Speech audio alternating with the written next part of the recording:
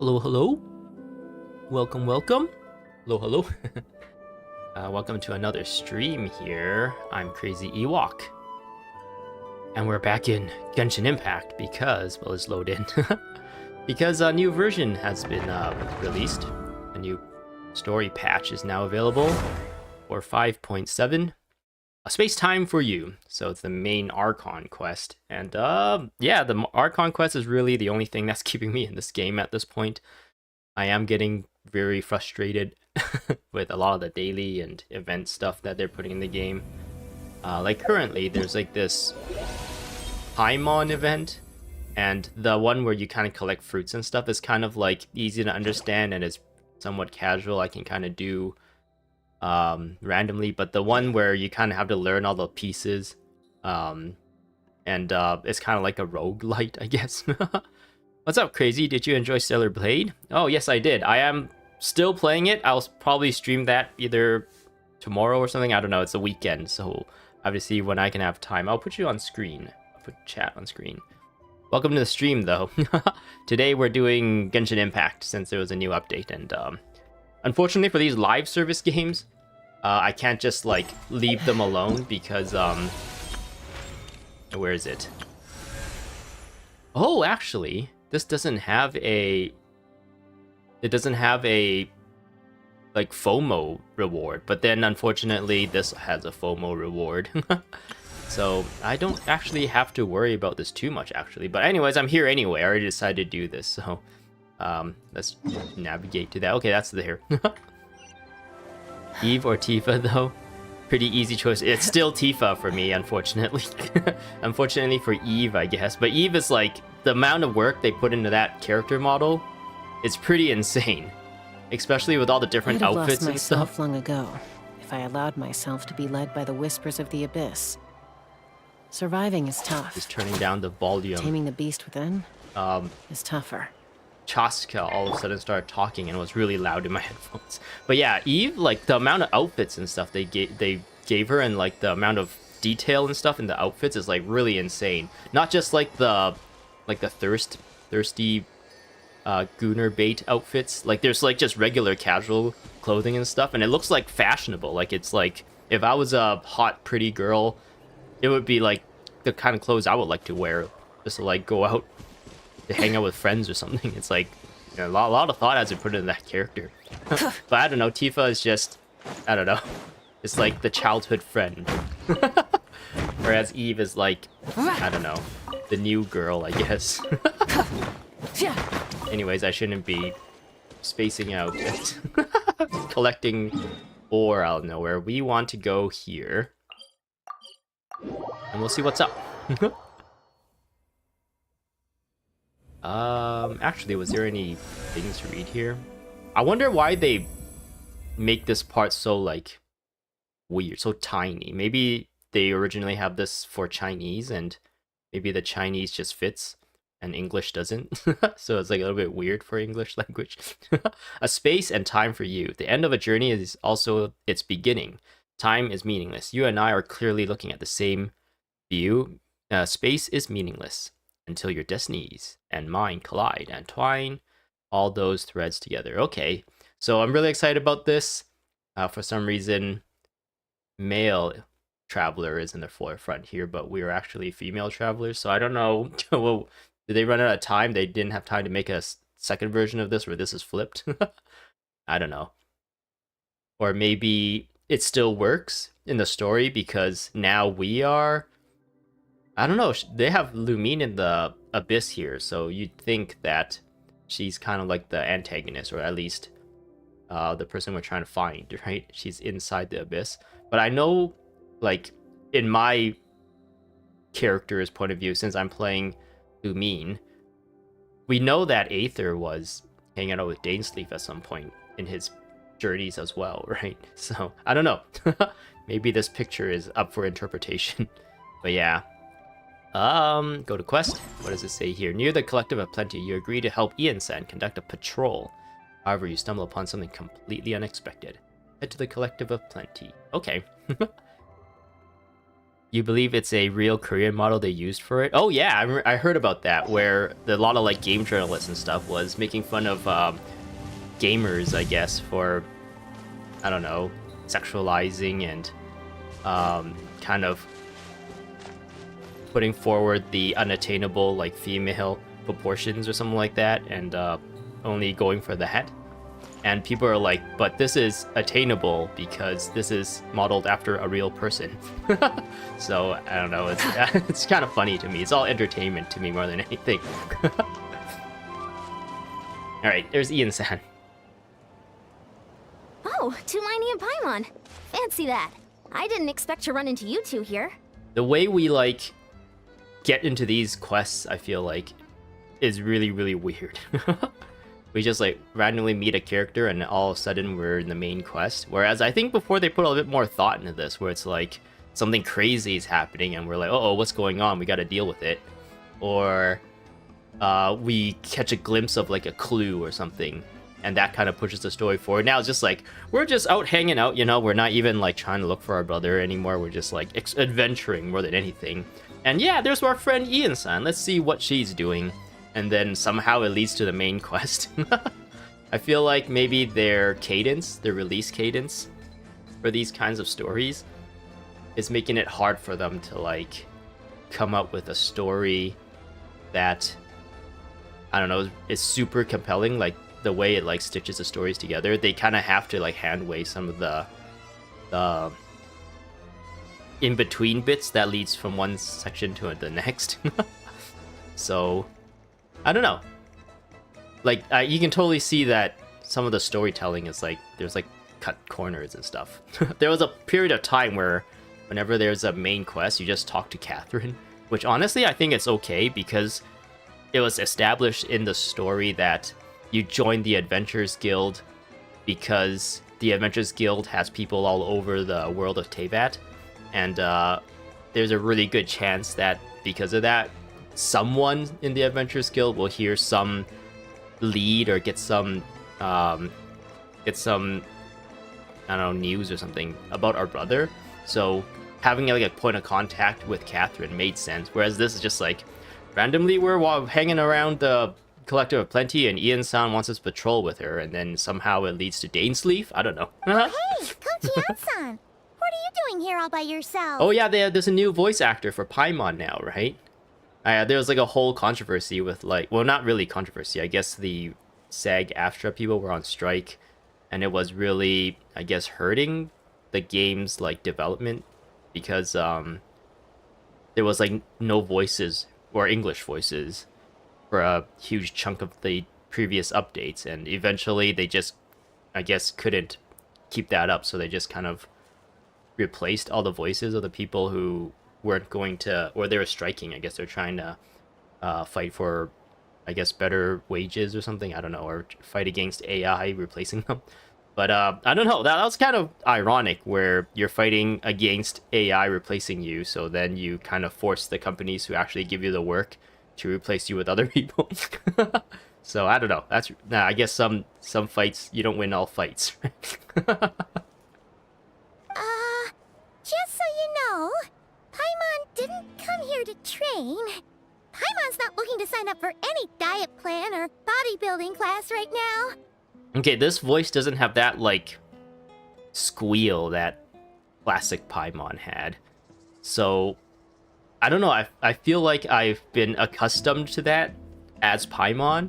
So even though at first I remember when I first played this game, Paimon's voice was like really grating and annoying. Except I guess maybe the writing and some of the dialogue they gave for Paimon was good enough where you eventually just accustomed to the voice herself. And now that she has a different voice, it's like the awkwardness of the difference is what I'm getting used to now. But I don't know if this is like better or worse. I can't really say at the moment. I feel like without the squealing, it might be better, but it might also have to be in combination of what kind of dialogue they give her. All right, got it. But seriously, what do you take me for? Some coach from hell? I always thought I'd never Ian-san force a was a student into boy. something they didn't want to do. I always thought Ian-san was a boy because it's like Ian, right? Ian's usually a boy's name. And I also thought like because they're going to make like child-sized boy characters, maybe then they'll make like a tiny boy, well not boy but male. I always wanted like a tiny character like this, but like Yoda, you know, like tiny and old, but wise and cool, and kind of like Sayu in this game. He would like use a greatsword, but he's like so strong that he uses a greatsword like a regular sword, so it's not slow. And I thought that would be such a cool thing to put in the game, but no, it turns out Ian-san is actually a girl. So there's only small girl playable characters at this point. I wonder if they'll ever introduce like a male character that's like a tiny child. That being said, a little aerobic exercise would probably do you some good. You could take over my patrol for a while. That would count.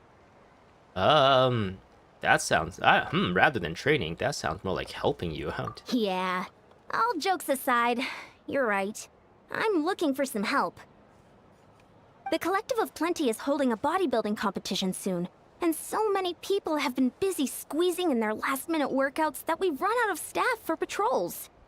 Oh, so you've stepped in to cover their work. But don't you have a last-minute workout to do too? I'm good. For one thing, I believe peak conditioning can only be achieved through consistent training over a long time span. Cramming in a workout at the last minute does next to nothing for you. Okay, I feel like I'm already accustomed to the new Paimon, so the voice actress for her must be doing a really good job. But more pertinently, well, as you can probably imagine, I'm not able to compete in any of the most popular weight classes, and there's no real competition in my own weight class. I wonder if some of these other characters have been recasted too. I don't think we've been with Paimon for so long that, like, it's easy to recognize her voice. Whereas for Ian-san, we kind of, or at least for me at least, I don't even have this character unlocked, so I don't really get to hear her voice all too much. So I don't even know if they replaced her. Yeah, that makes sense.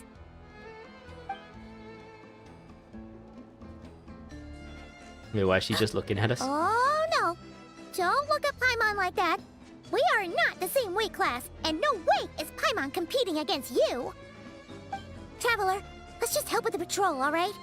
Otherwise, Ian-san's gonna make Paimon enter a bodybuilding competition! Can you imagine a buff Paimon? Actually, you don't have to imagine a buff Paimon. I think one of the emotes is actually a buff Paimon. Perfect. I managed to get you on board with just one look. Alright, I'll do it for you, Paimon. Alright, coach, we'll help you out. Let's do it for Paimon. Thank you both. The It new should be pretty Paimon. routine. We will welcome Just keep the your new eyes Paimon. peeled and make sure nothing strange is going on in the area. That'll free me up to check the other section. Let's meet back at the settlement when we're both done. I'm good. Sure thing! Just leave it to us. We're experts at strolling and patrolling, don't you worry. I'm pretty sure because this is part of the story, something unexpected is gonna happen, so... She's kind of... Her dialogue is tempting fate. Oh, I should change my team up, shouldn't I? I should put the Traveler on the team. So it feels more like the Traveler is going on an adventure. I feel like this is such a missed opportunity. They should have made Traveler kind of unique in a way where you would want to use her outside of battle.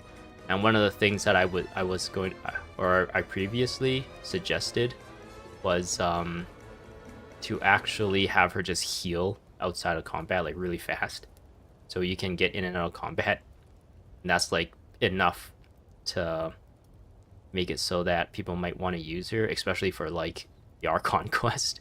Where is the Traveler here? Traveler, she should be one of the level 90s. Why am I not see? Oh, there, she's right here. There's still a long road ahead. You can lift them up. Do I want to keep Moika on the team? I kind of want to get rid of Aoife. Aoife is not very... Aoife is like Tifa, but without teats. Because he's a boy. But, at first, his, like... In theory, I guess, he might be really interesting because he's a healer that scales off of elemental mastery. So you're like, oh, that's really cool. You can switch to him and use his swirls to do elemental mastery, like elemental damage, reaction damage. So you can potentially still dish out a lot of damage while doing heals. But I think the way they balanced it is because of that. It's like, oh, that he can do a good amount of damage because of elemental reactions. So what they ended up doing is making his healing kind of like, I don't know. It doesn't. His healing isn't too good, I feel like, compared to some of the other people. He kind of just sustains health more than like massively healing people.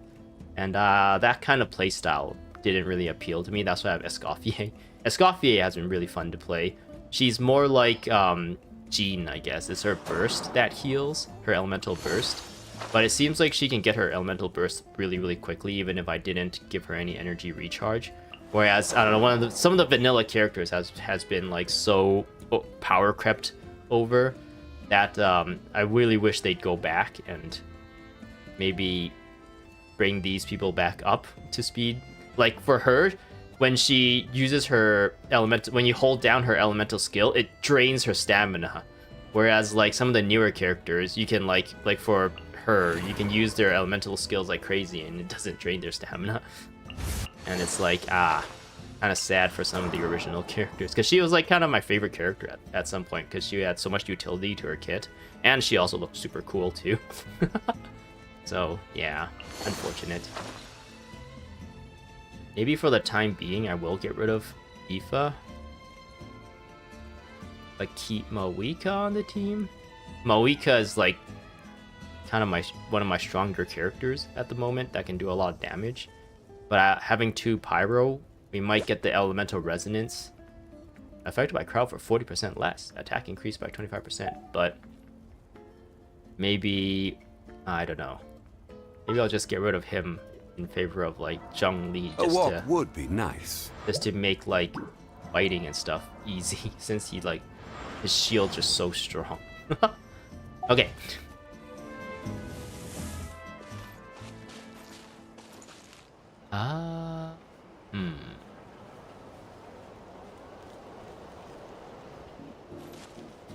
Let's switch to the main character. Okay, we are patrolling. Haha. What does this say now? Oop. What does this say now? Patrol the area. Okay, that hasn't changed.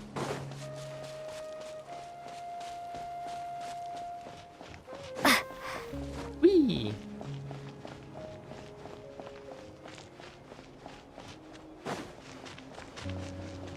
Yeah, I don't know.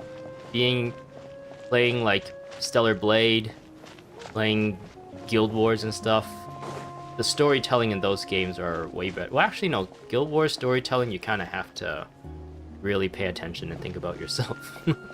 But like, just playing some of the side quests and stuff.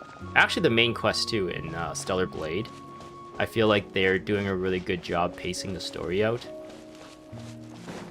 But this game, I feel like maybe because they're rushed because of the release cadence and stuff, and how many like different, what would you call it? Try and stop me! Like departments are involved with putting together this entire story. Oop. What's this? Was there always a cave here? I don't know. We should go take a look, right? I didn't really Seems spend a like lot of a thing time here. Oop. Yeah, and also this kind of stuff happens a lot in this game. There's a hilichurl here. Is it sleeping? Doesn't look very hostile. Why is it hiding away here? Where you get like voice lines out in the open world, and then you accidentally trigger like the actual quest, and it cuts it out and stuff, and it's just minor like nitpick frustrations that you're just like, oh, the experience of the game not that good. If you allow the player to just skip your dialogue all the time, it's like, what's the point of even having dialogue? Just give a 2-sentence of what's happening, and then let the player like go on to the next section or something. Uh-oh. Huh? It ran away. Oh, guess our reputation in that land is more fearsome than we thought. Even hilichurls don't want to mess with us now. There's something on the ground. It's a club. You mean that shiny thing? Huh. Must have dropped it as it ran off. They dropped this club too. Paimon bets that hilichurl thought it was a priceless treasure. It was probably planning to hide it here for safekeeping. Until we showed up. What let Paimon take a look. Hilichurls aren't the brightest, so it might not be worth much, but still. Exclamation dot exclamation mark? What is it? You look so serious all of a sudden. Isn't And- this just a regular old key? The style is unusual, though. Doesn't look Natlanese. Where do you think it's from? It's from Conrea. And the fact that our character doesn't have voice acting also kind of takes you out of the immersion, out of the game as well. This is the key to the hibernation chamber on the spaceship? Space? What? What do you mean? What hibernation chamber? What spaceship? We're Paimon. Paimon represents the player. Like, since when was there any like sci-fi related stuff?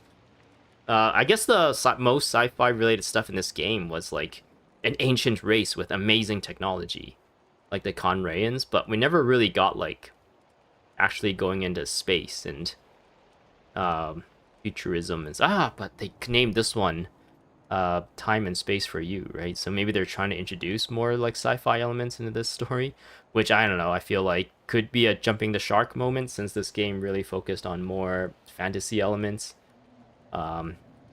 with the elements and I don't know, gods and monsters and demons. Well, actually, we don't. Do we have demons besides Xiao and like ascended beings and stuff? So, including like spaceships and stuff, it's really hard to do. I feel like sci-fi and fantasy, you really have to have like a really cohesive lore setting, world building for this to work, and a lot of times if you try to do this willy-nilly, it can just kind of ruin the story.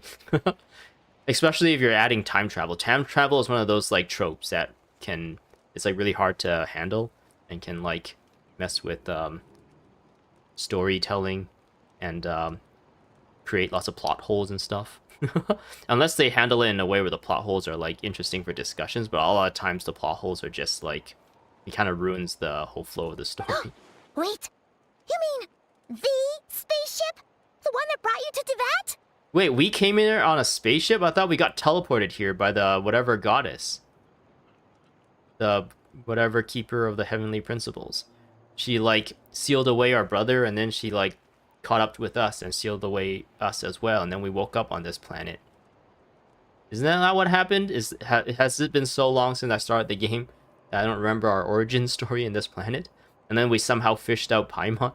Was there like a whole prologue that we're supposed to see outside of the game on how like Paimon and Lumine met? Because I don't remember a spaceship. I just remember waking up on a beach and Paimon being there. Or I guess we fished out Paimon. That's the one. So, how did that key show up here? Are you sure you didn't just drop it? No, I still have mine.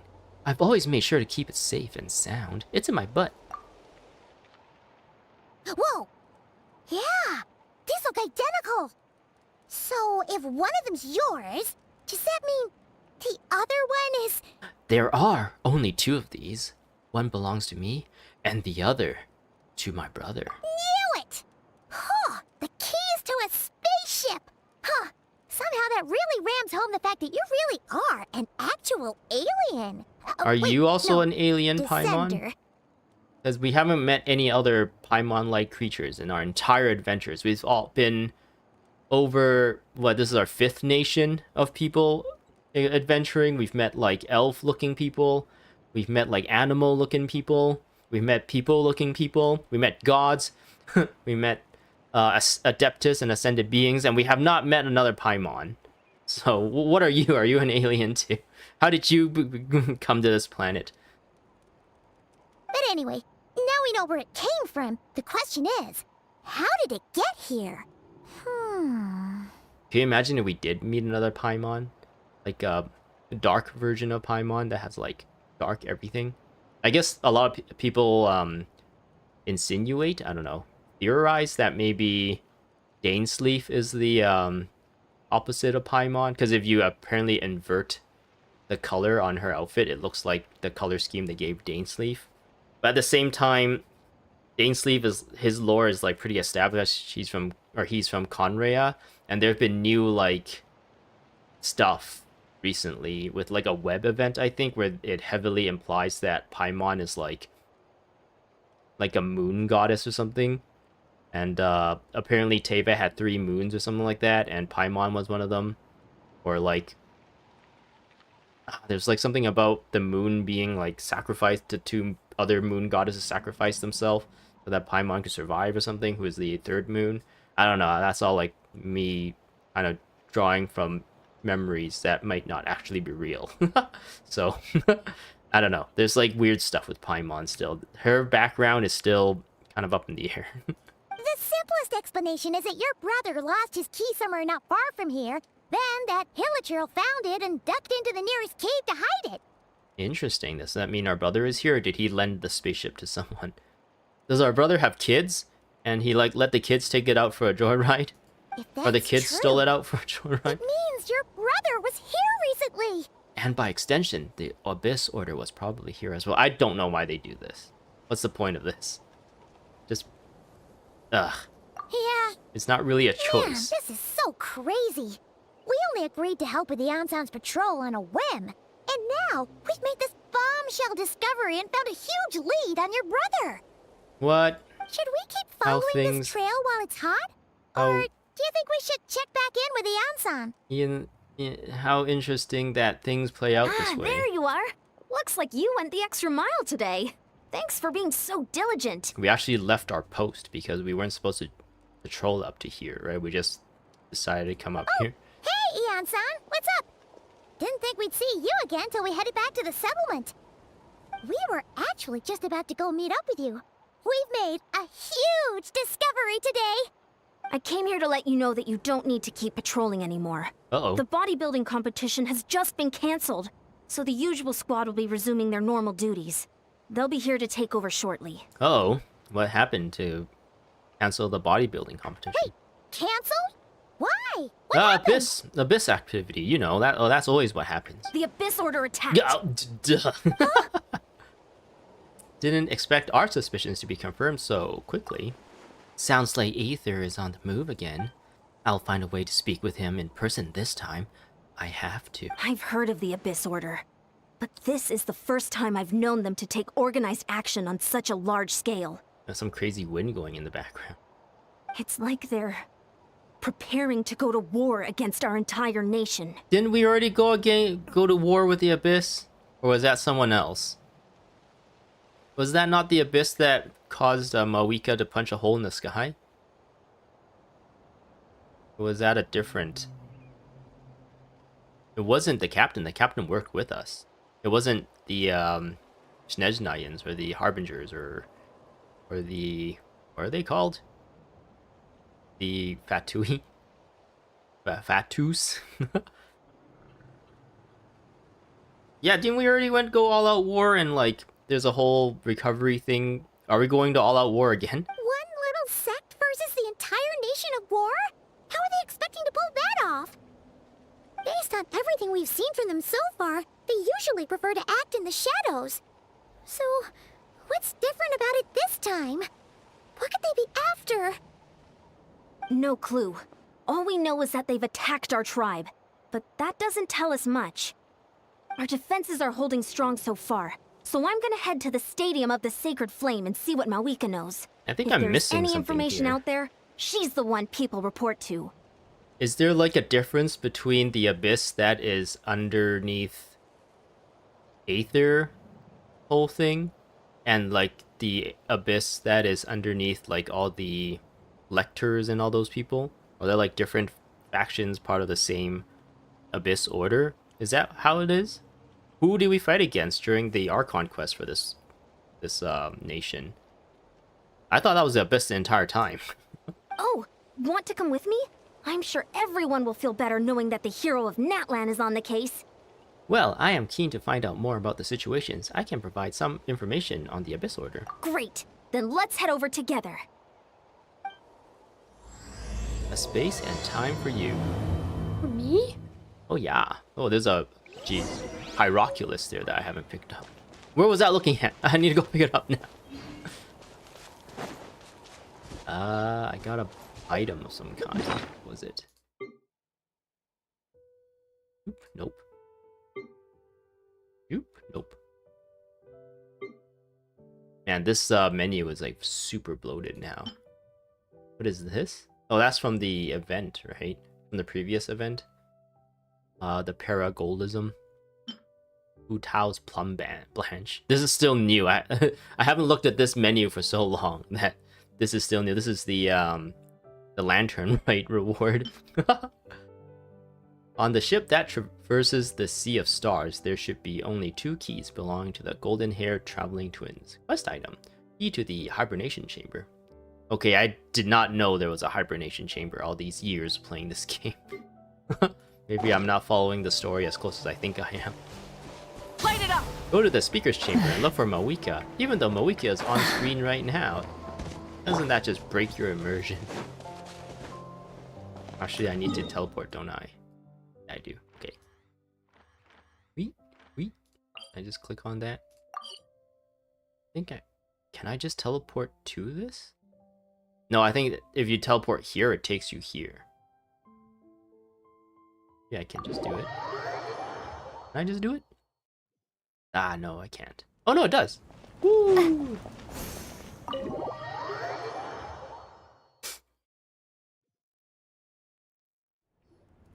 Malika! Oh? Ah, great timing, Eon-san. I was just about to send someone for you. And it's good to see the travelers with you. Oh, how convenient. How are things looking? What's the latest word from the messengers? The Abyss Order has been spotted near several tribes at the same time. Clearly, this is a coordinated strike. Also, their numbers are much higher than expected. Their organization appears to have grown considerably, but because they're usually so secretive, this is the first we're learning of it. It sounds like they're throwing everything they have at us. What are they trying to achieve? Okay, I'm like super curious now. Do I have my browser? So I actually have like the... Does it show? Oh, nice. Yes. So I actually have this on just to see like how long this is. Because like these Archon quests can be up to like 4 hours. And I keep talking in between them too, and so it like kind of bloats it a little bit more. So I was kind of seeing how long maybe I can split these up, or if it's possible to do it all in one stream. So this is apparently about the Abyss Order, and I like go to a previous Archon quest, the world character, factions, factions. Oop, I didn't want to. Okay, this website really suck. The 7 Adventurers Guild, Knights of Favonius, Li Yue Qixing, Inazuma Shogunate, Sumer Academia, Palais Memoria, Mermonia, Speaker's Chamber, Fatui. The Abyss Order isn't even in factions on here. Okay, this website, this wiki is like not very good. Maybe I can search it up. Archon Quest? Can I click on Archon Quest? Chapter 5? Chapter 5? Okay. Chapter 5 is the Natlin chapter. What was the rainbow destined to burn? Space-time for you, incandescent ode to resurrection. Interesting. I guess this is specifically chapter 5, whereas the previous Archon quest was a interlude. And it actually took us back to Mondstadt. So that isn't included here. Maybe it was this one? Whoop. The darkness of the abyss draws near.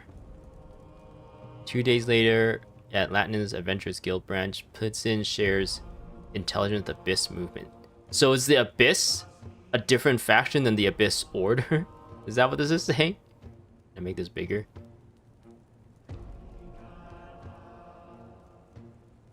Okay, if that's true, then I always interchangeably thought the Abyss and the Abyss Order were the same thing.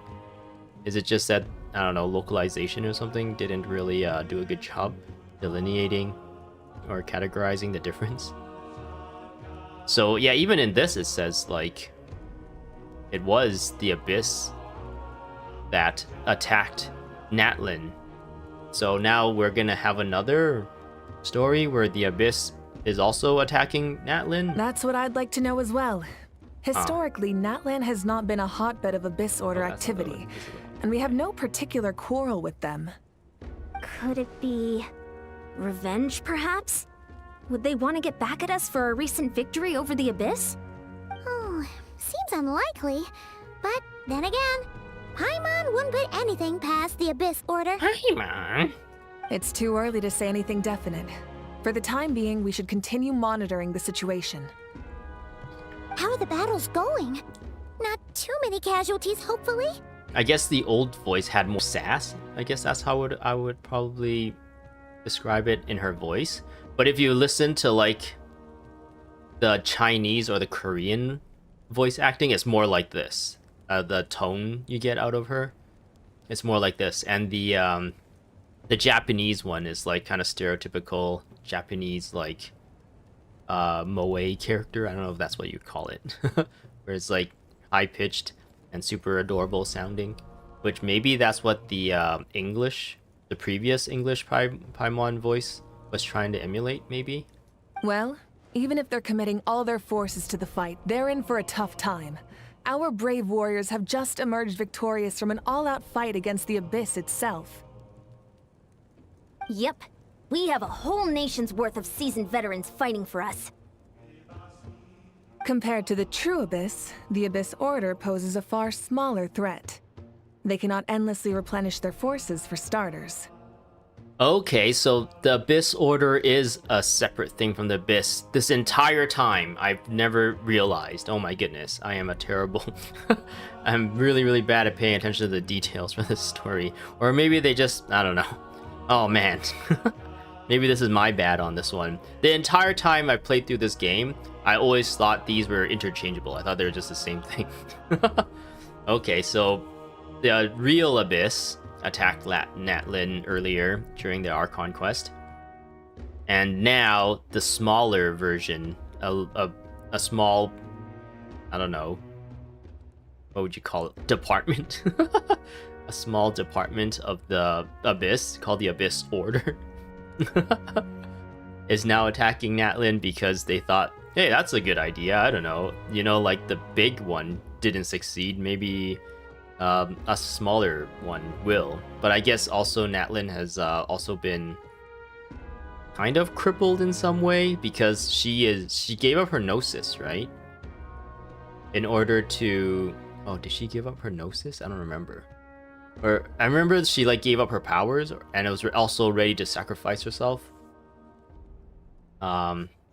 So she's actually not as powerful as she was when she was fighting against the real Abyss. Did she give up her gnosis? I feel like she didn't. I feel like she still has her gnosis. And that's the one thing that the Capitano, his goal was to get the gnosis from her to give to Snezhnaya, right? But then he sacrificed himself in her place because he wanted to die more than anything. Because he's been living for a very long time. And that was a pretty cool story there too.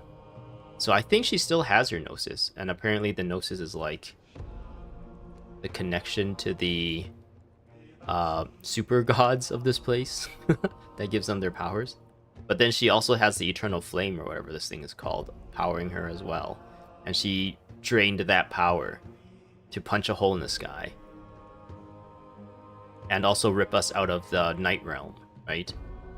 So Natlin also used up a lot of resources in the previous fight, so maybe they're at a point where the Abyss Order can also do some nefarious stuff to them. However, this is still a war, so we must give it our all and do our utmost to minimize casualties. The tribes are organizing their defenses as we speak. Traveler, this is one war that Natlin can handle on its own. If you wish to stay out of it, you'll be safe here at the stadium with me. Stay out of it? Why would we want to do that? This whole thing has to do with our brother. I guess she might not know that.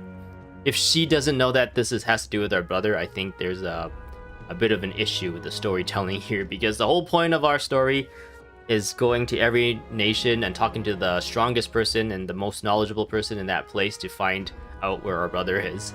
And We kind of lost the plot there. We decided to just adventure with Paimon more than anything. No, this one is personal for me. Oh? In what way? No, she doesn't know. She doesn't know. So we just totally like forgot to ask her about our brother and what happened 200 years ago and stuff. The current leader of the Abyss Order is my brother.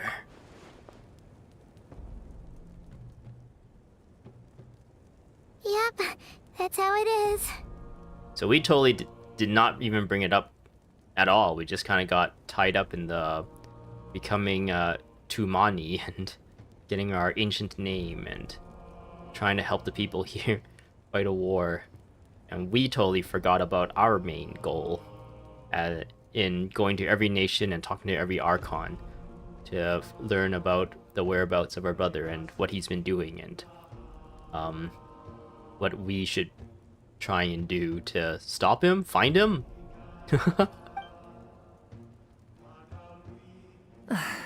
I see. My goodness, that is very personal indeed. Maybe we decided not to ask her, or what's the right way to put this? What's a better way to put this? We essentially, Mawika got brought back to life like kind of recently, right? She was put to sleep or something like that. Like her and a bunch of heroes were put to sleep. And did she sleep or something in the Night Realm or something for like many years, and she just recently came back and fought in the whatever tournament to become Archon. So she's like so new, even though people didn't know that she is also like an Archon from a long time ago too. And she kind of retook that mantle by fighting in that tournament. She's so new at being an Archon that there's no way she would have any information about what happened like 200 years ago. At least that's what we think. Is that why we didn't approach her with the whole brother thing until now? If you don't mind me asking, do you have any idea what his goal could be? That's what I want to know as well. Safe to say, they're not exactly on the best terms at the moment.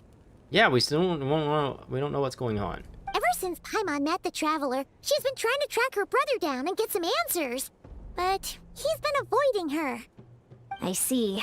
So you two have fallen out. Huh. A pretty common occurrence between siblings. I just remember fighting against a crazy lady, and then the crazy lady trapped our brother in a thing, and then she trapped us in a thing, and then we woke up next to Paimon. Well, yeah, that may be. But the stakes are a little higher where these two are involved. They certainly are. Although somehow it doesn't surprise me that a spat between the Traveler and Twin could affect the fate of the entire world. Just so I'm clear, you're still on Natlan's side, and you have no idea what your sibling is after. Is that right? Absolutely. I might even hate the Abyss Order more than you do. Well, that's a relief. When you first mentioned your sibling, I was worried we were about to be thrust into an impossible position. Our reports say that the Abyss Order has focused most of their efforts against the Masters of the Nightwind. If you don't plan on staying here with me, I'd recommend going there to lend them a hand. Sounds great. I'll join you. Right now, the Collective of Plenty isn't facing a serious threat, so we should support the other tribes. Many thanks, you two. Anything you need, send word to me right away. Okay. Well, you're on the team, so you're coming with us. We are making our own story here. And don't worry, you're still Natlan's hero. I'm not gonna blame you for something your sibling has done. Why would you even bring that up in the first Still, place? if we manage to find your brother, you wouldn't mind if I gave him a good punch to teach him a lesson, would you? I don't know. He could be like lost his mind or something. Who knows if he's of sound mind when we find him. Ooh-doo-doo-doo. I guess we go here. Nightwind, Masters of the Nightwind. Okay. Wee wee wee wee wee. Ah. What is this? A shiny? Tomato and wheat. Don't look at us. Leave us alone. I don't want to kill you and your child. Oh, that was a weird transition.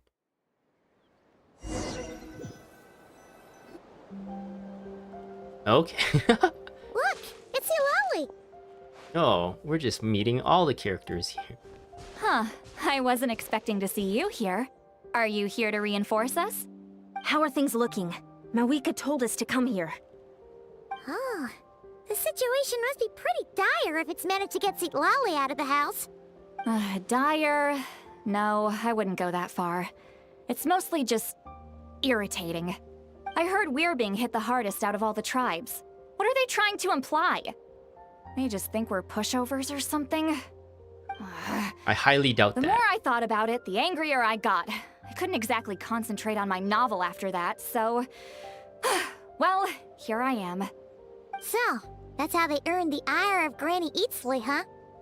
They call themselves the Abyss Order, yes? Ugh, so tasteless.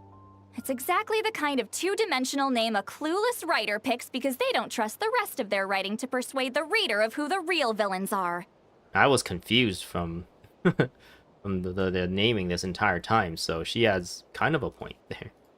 Hey, she's saying your brother has poor taste. I'm just glad I'm not the only one who thinks that. If I were him, I'd have changed that name long ago. Wait, what? Are you saying her brother is a member of the Abyss Order?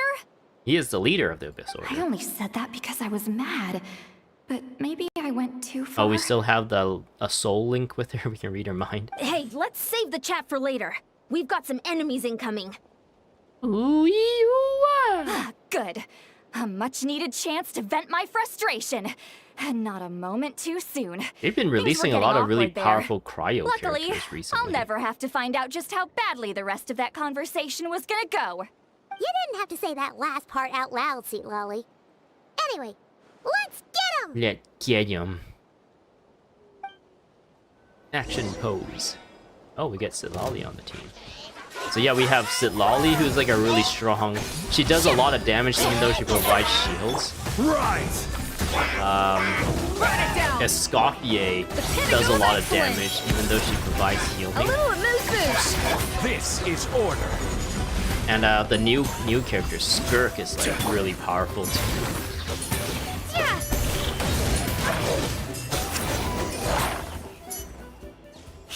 Yeah, Skirk is Much also better. a cryo character. That's more like it. Ooh, impressive work, Granny Eatsley. If I'd known you were on the case already, I might have reconsidered whether your tribe really needed reinforcements. If anyone should be reconsidering, it's the Abyss Order. They picked the wrong target this time. Experience says that if we head in the direction they were attacking from, we should find their stronghold. Why don't we press our advantage and destroy their base? They won't know it hit them. Hey, was there a battle here just now? Did Need any help? It was not a battle, more like execution more than anything. The warriors from the Masters of the Nightwind are here! The battle against the Abyss is still fresh on our minds, so everyone's used to working together. Well, morale's high and everyone's here. We got Let's go take another down that wave. stronghold. Oh, there's a stronghold involved. Show no mercy. A dash of frost. I guess if Sitlali put up the shield, I don't Order really need guide. Zhongli to put up a shield too. Pyroclastic Double surge. shield. Forward! Crush them! Make them suffer. Crush them. Make them suffer. Ooh, there's a health thing. Quack. Intrusive tutorial interrupts the gameplay. Dark light candlesticks created by believers in the abyss and chaos will constantly absorb nearby characters' elemental energy and convert it into void wards. Destroy these wards as quickly as possible to retrieve the converted elemental energy. Okay. Well, good thing Mawika doesn't use. It's like it's draining the strength right from my body. Find a way to destroy it. The Abyss Order's resistance is faltering. Now's our chance.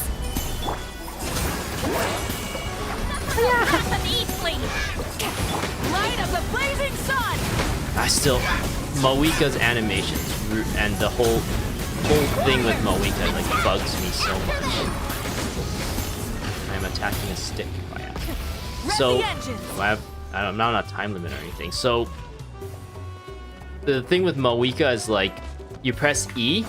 Actually, I pressed E and I went to her like fire form, and then I pressed E again to go into her bike form. Full throttle. And then technically there, I should have pressed E and returned it back to on feet. But for whatever reason, they decided to make it so that sometimes in specific scenarios that you might not be paying attention to, she can have like a second charge of going into her motorcycle. And it's just like the way, the ambiguity of what's happening whenever you're in a specific form. It's just like, so I feel like it's like not really well designed, not very intuitive. Time to show you what happens when you mess with the Masters of the Night Wind. All who resist the abyss will pay the price. So,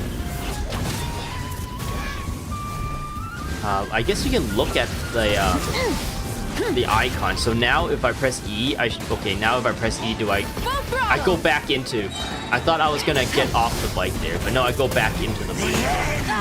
Wrath from the sky!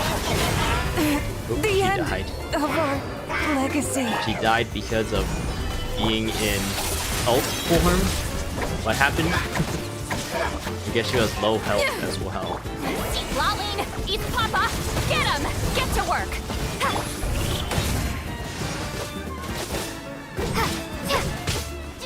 I need to get a heal.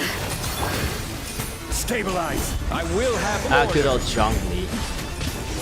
This shall wrap.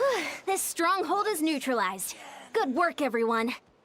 And also, like with Moika's ult animation or her elemental burst animation, she flies onto the screen. I guess this way, flies onto the screen on her motorcycle, jumps off her motorcycle in order to do a crazy slash onto the ground.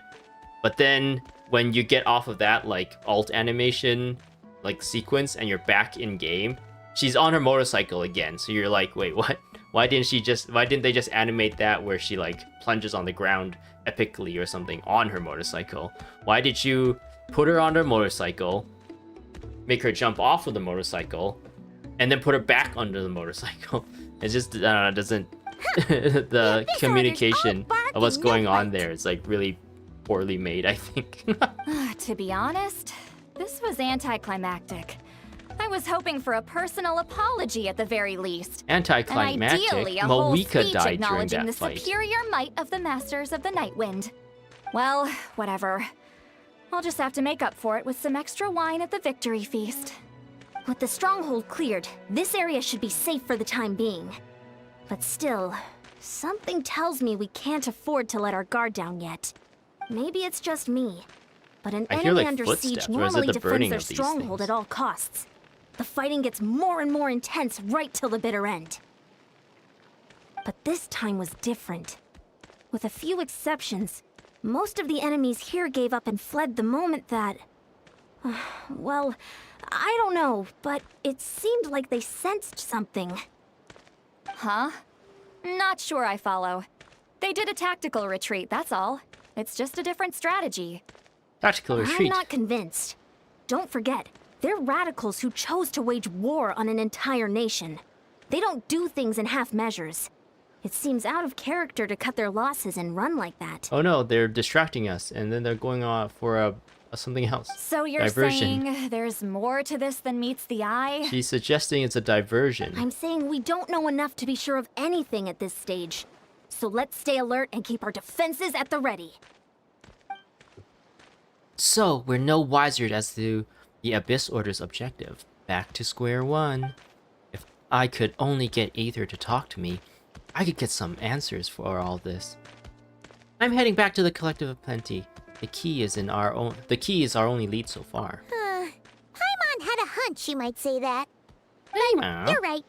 If we can somehow use that key to track down your sibling, maybe we can end this war before things get serious. We can tell him we're gonna sell his car. You can finally get some answers. Then he'll be like, no, don't sell my car! Wait, you're leaving? But I was still debating whether to invite you to the first victory feast. Go ahead, you two. See, Lolly and I will take care of things here. Okay. I'm gonna just say I don't really like Lolly as a character. For the Dawn. New quest, Savior.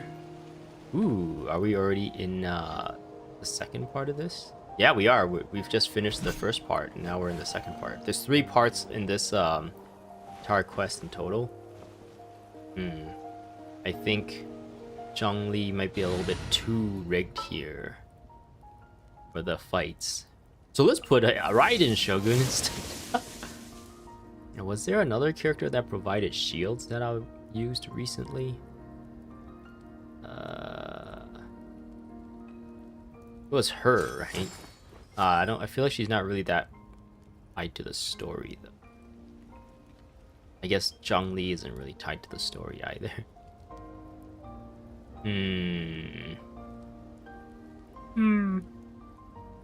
Maybe I don't need shields.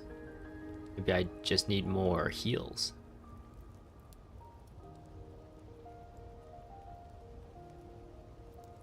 There's too many characters now.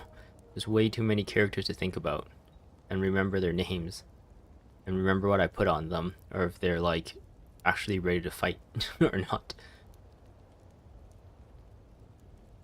Yeah, maybe I should just put Chaska back on the team. Try this. Alright, whose wings need clipping?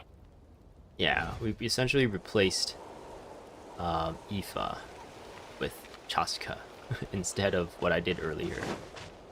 Replace Aoife with Zhongli. Because Chaska was always on the team, it's just that I had to put, or I guess I made the decision to put Traveler on the team for the sake of this section. Okay, they want me to go up?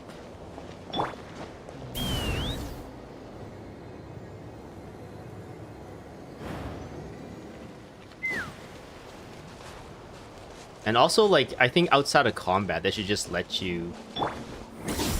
Let's ride! Or maybe I shouldn't, because there's, like, fall damage, right? But they should just let you stay on the vehicle and traverse the world how you like. Give you them freedom to do it. Oh no, I need to go down now. Ooh, we're back here.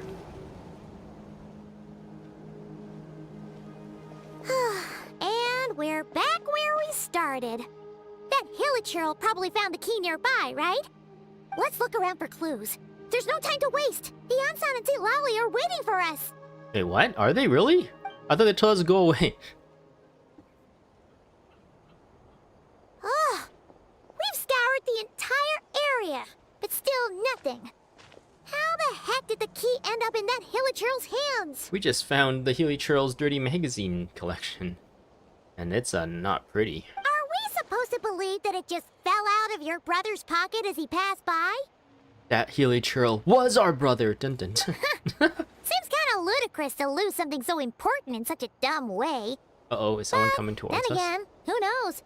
Sometimes in life, things just go missing and that's that. Oh, hello. New character? Oh, thank goodness. Someone's here.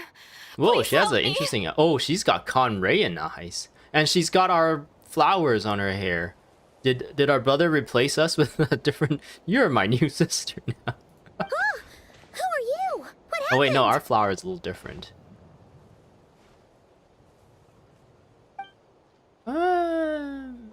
Yeah, our flower is different. She is Conrayan, right, with her eyes. No, now isn't the time. Please, Interesting. you've got to help me. I'm being chased by monsters and I can't keep running. Can you do something? You came to the right person. But where are these monsters you speak of? Yeah, where are they? Paimon doesn't see any monsters behind you. Huh? I'm sorry, I don't quite understand. They're almost here. This really isn't the time to be joking around. Excuse me?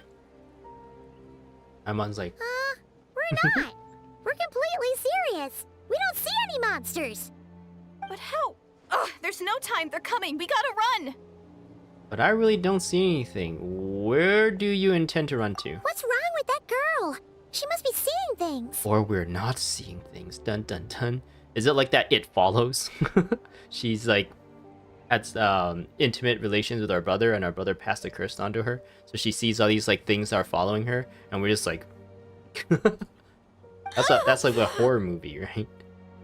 Exclamation mark! Exclamation mark! Exclamation mark! Oh no! Oh no, she fell down. Really hit her. Maybe she was right. Quick, let's see if she's okay. We should use our elemental sights. What's wrong? Are you hurt? What was that? The monsters! They're right there! You need to get out of here, it's too dangerous! I'm a what? Let me help you up first.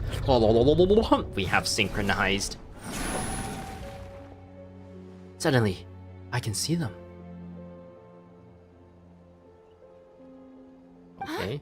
Oh, now you finally see them. Well, it's about time. I nearly kicked the bucket just now. I'm sorry? I'll take care of them now, Great. I guess. Thank you, Savior. Savior? Yeah, Paimon's suspicious too. Alright. Take me up.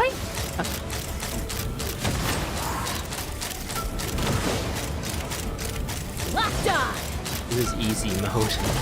Can't reach me. Fire in the hole. Is this easy mode?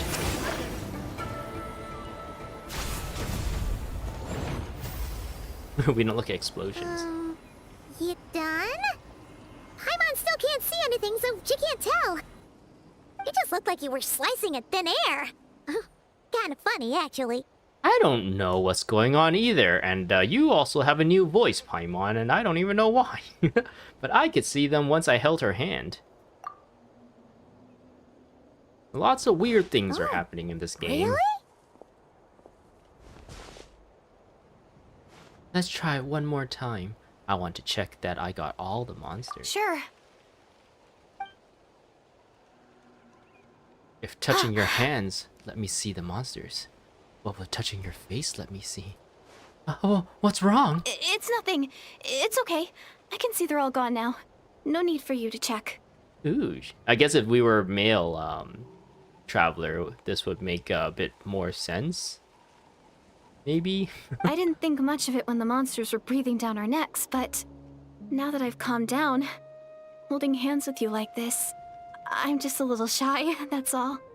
Oh, didn't mean to make you comfortable. Huh? Have you never shaken hands with someone before? You sure get flustered easily. It's because we were handsome. Well, anyway, I haven't had the chance to introduce myself yet. Deirdith. Thanks for, saving me just now. I'm really grateful for your help. No worries. Paimon's Paimon, and this is the Traveler. With her around, you'll be safe from any monsters. As long as they're visible. So, what was the deal with those monsters just now, anyway? They look like the ones that we fought in Inazuma. Your guess is as good as mine. I could see them the whole time, so when you said you couldn't, I thought you were making fun of me. Why would we make fun of you? Whoa, that must have been scary. The idea that we'd stand by and laugh while some poor girl was being hunted down by monsters? That would have made us more monstrous than the monsters. I'd never do something so horrendous. Don't worry, we aren't like that. When we say we can't see something, it's because we really can't see it. But more importantly, did the monsters hurt you? How bad is it? It like goes to the other girl, and on top of her is like a health bar and has like that draining thing that the debuffs of those monster that they put on you when they hit you. She's like, I think I'm still cursed. She's like It's losing nothing health over serious. time. But I did sprain my ankle back there. I won't be doing any more running for a while. There's a cave nearby. Why don't we rest there for now? Good idea. We'll take you. Is there gonna be some invisible stuff that we can't see and she can? Because of something? Thank you so much. Despite getting injured, I still feel much safer with you around. I don't know why, but like that Monitu that I didn't get yet. That is it pronounced Monitu? I don't know. You're supposed to like crash into them a bunch of times using the dinosaur here. But it like creeped into the frame and creeped out. It's supposed to be like this like transition frame where we get to see like, I don't know, like a bit of the area we're in. And it's like this character just goes like whoop whoop. It's like, wait, what? I'm gonna stay here until I heal up. Don't want to risk running into any more monsters. Yeah, you already took a big enough risk coming out here all on your own. So, where are you from, Deirdith? A small village. far away from here. I walked for what seemed like forever and lost my way, so... Yeah, I have no idea where I am anymore. You're in Natlin. Maybe all these trials and tribulations are part of the journey. No one said finding the Savior is gonna be easy. Wait, what? Huh. That's the second time you called the Traveler a savior. What's all that about? Oh, sorry. It just slipped out. I was caught off guard. The resemblance is so uncanny. Anyway, let me start from the beginning. There was once a sage who passed through my village. People got the sense that she was truly omniscient. The sage said that doomsday was coming. Uh-oh. But as that day approached, a savior would reveal themselves to us. The day of disaster is almost upon us, so my grandmother begged me to leave the village and find the savior before it's too late. Doomsday? I've heard people talk about the savior since I was a kid. Growing up, it really made an impression on me. The description is practically etched into my mind. So when I saw your golden hair for the first time, it was like this image that's existed in my mind's eye all these years suddenly came to life. Everything matched. It's not like having blonde hair is a unique thing in Teyvat. So what's the significance of golden hair? Oh, so that's why you were lost for words when you first saw her. Well, the Traveler's definitely got what it takes to be a savior, and she's already got a ton of titles, so she won't mind one extra. Actually, I don't think it's her. The savior sells to be a beautiful man. What? But didn't you say that everything matched? Everything except the gender. The savior was described as a young man. Oh, for goodness sake. There are gender requirements to be a savior? Really? I think I know who it is. There's someone out there who matches all the requirements. Oh, of course. If it's not you, then it's gotta be him. Yes, Zhongli. Who? Just Who need is to it? dye his hair blonde. My brother. You have a brother? Well, then that's it. Oh, it's him. It has to be. Oh, thank goodness. Please, can you take me to see him? We don't know where he is right now. We're estranged. He left for milk a long time ago. Maybe, if you're lucky. It just depends if we can find him. Huh? But isn't he your brother? Sorry. Looks like Paimon steered this conversation back to the fallout between you two. It wasn't on purpose. but Since when was that's there the a reality, fallout? So it's hard to avoid. Is she talking about us, like, meeting him? Was it in the Mondstadt Archon Quest? And he, like, and then we're trying to, like, chase him down with Dainsleif, and then there was, like, a portal or something. And Dainsleif goes through, but we couldn't get there in time before the portal closed. Was that the fallout? Where he kind of appears and, like, did we fight him? No, we didn't fight him. We fought a Lector, right? An Abyss Lector? And then he was just like, you don't know what's going on. And then he, like, leaves. And he's like, wah! Why don't you just tell us? So we don't have to, like, think about it too much. Maybe we will agree with you, with your motivations, and we'll just work with you. Even though you seem like the bad guys. Okay, fair enough. But since you're looking for him anyway, why don't we team up? We might stand a better chance if we work together. Have you always believed that Doomsday will come? Have you always believed that the Savior will come? Yes. Everyone says that the disaster is inevitable. That's what they said in Fontaine as well, that everyone's get flooded. And the Archon will turn to dust or something. But the Savior will rescue us all from our pain and suffering. I've always dreamed of meeting the Savior. Do you really buy this whole doomsday thing? Seems kind of far-fetched. It's not the first Doomsday things we've encountered, Paimon. Like I said, Fontaine had a Doomsday thing. Did Sumeru have a Doomsday thing? No, it was all repeating cycles, right? In Sumeru. And before that, it was Inazuma, right? Was there Doomsday in Inazuma? No, it was just an angry leader who didn't know what her citizens wanted. was trying to push her own agenda over everyone. What about Li Yuhe? Was there Doomsday in Li Yuhe? No, it was just a big monster that we fought. Was there Doomsday in Mondstadt?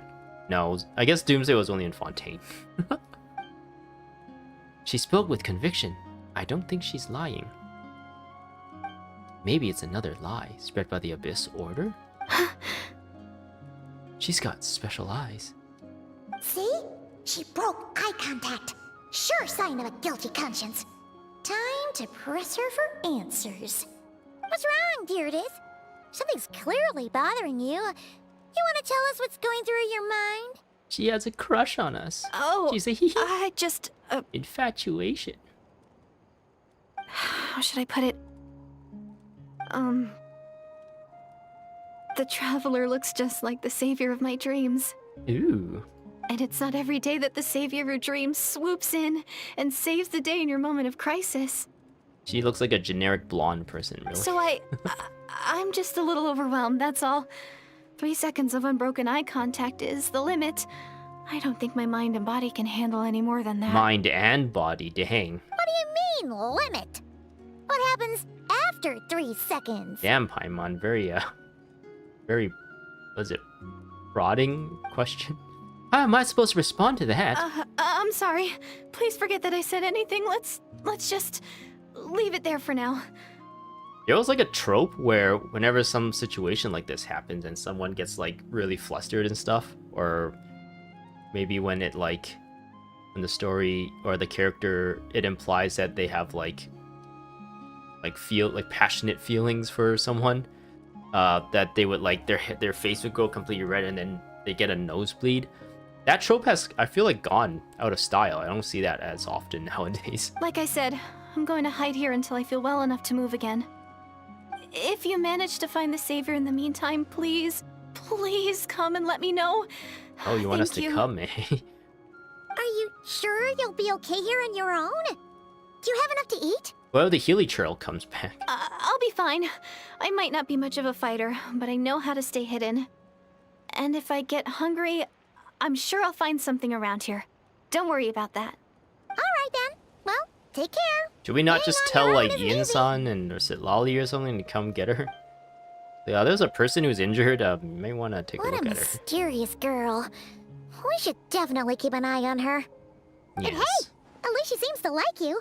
And it sounds like she's gonna help look for your brother when she's healed. We should give her. This is probably all the progress sweet we're gonna madame. make for now. Let's head back to the Masters of the Night Wind and see if they need our help. Good old sweet madame can heal anything. Savior, go to the Masters of the Night Wind. Okay. Masters of the...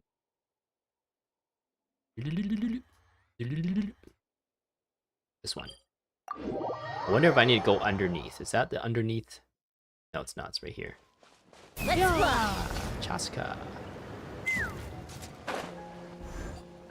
Oh, you're back. How did You're it go? Mozart. Find anything? Do do do do do. Wait, is that that's Beethoven, right? Nothing substantial, unfortunately. But we had the weirdest experience. So I take it that the war's still on? No progress yet, I'm afraid. Yes, unfortunately. That's okay. I just wasn't sure, because things seemed to be at a standstill while you were gone. You what? The Abyss Order hasn't attacked us, and since we don't know what they're planning, we haven't made a move either. In a word, it's a stalemate. The guards have been keeping watch around the clock, but for everyone else, you wouldn't even know we're at war. Huh. Really makes you wonder what the Abyss Order's thinking. I was wondering, Traveler, if you have the time, could you go and pay a visit to the guards? They've been working a pretty demanding schedule. I was gonna go see them myself, but I'm sure they'd appreciate a visit from the greatest hero of our time. Oh, They're really maybe glazing you're us. a great hero too, Yan-san. Well, since you asked, this is technically my sibling's fault, so... Great. Thanks, you two. Okay, talk to the forward sentries? Don't worry. I'm sure they'll show up soon. Sutura. Hey, Sutura. Wow, Tumaini, our hero. We've actually fought together before. You probably don't remember it, though. Fought together, as in like against each other, or fought with each other? Of course I do. Sorry, I don't recall. That's to be expected. You took point, and I was much further back in the ranks. I saw you, though. You were a great inspiration to us all. Are you sure you weren't confusing me with Mawika? Thank you for standing guard this whole time. It's all good. Honestly, it's not been that much work. Haven't heard a peep from the enemy. Have you seen anything out of the ordinary? Nothing that would indicate an impending attack. I've spotted a bunch of Abyss Order operatives, but they weren't acting hostile, just hanging around. There were even moments when they seemed to be meditating. At least, that's what it looked like to me. Maybe it's part of their religion or something. Out of an abundance of caution, I asked some shamans from the tribe to take a look and see if there was anything nefarious at work. But they didn't sense anything untoward, so we just put it down to religious ceremony and left them to it. They're summoning a demon. Huh. Interesting. Oh well, the more time they spend meditating, the less time they spend trying to beat us to a pulp. It seems suspicious, though. Could this be related to their true objective? Well, the shamans didn't raise any concerns, so how bad could it be? As far as I'm concerned, so long as they don't pose an active threat, they can do all the cult worship activities they want. Besides, as soon as everything's in place and we're ready for an all-out offensive, there'll be no match for us. Huh. Sounds like morale is pretty high. Guess there's strength and confidence in numbers. Let's keep going, Traveler. Okay, Paimon, you got it. You see anything else? Besides, as soon as everything's in place and we're ready for an all-out offensive, there'll be no match for us. Maybe that's overconfidence speaking there. Wayfinder? Cantalo. Wayfinder, I said that because in Guild Wars 2, I started playing Guild Wars 2 again.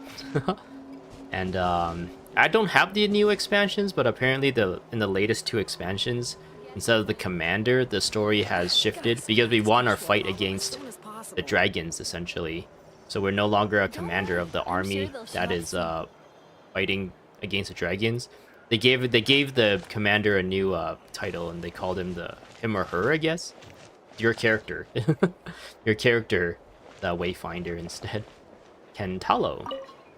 Well, I'm Kentalo. I'm not wearing a hat like the previous one.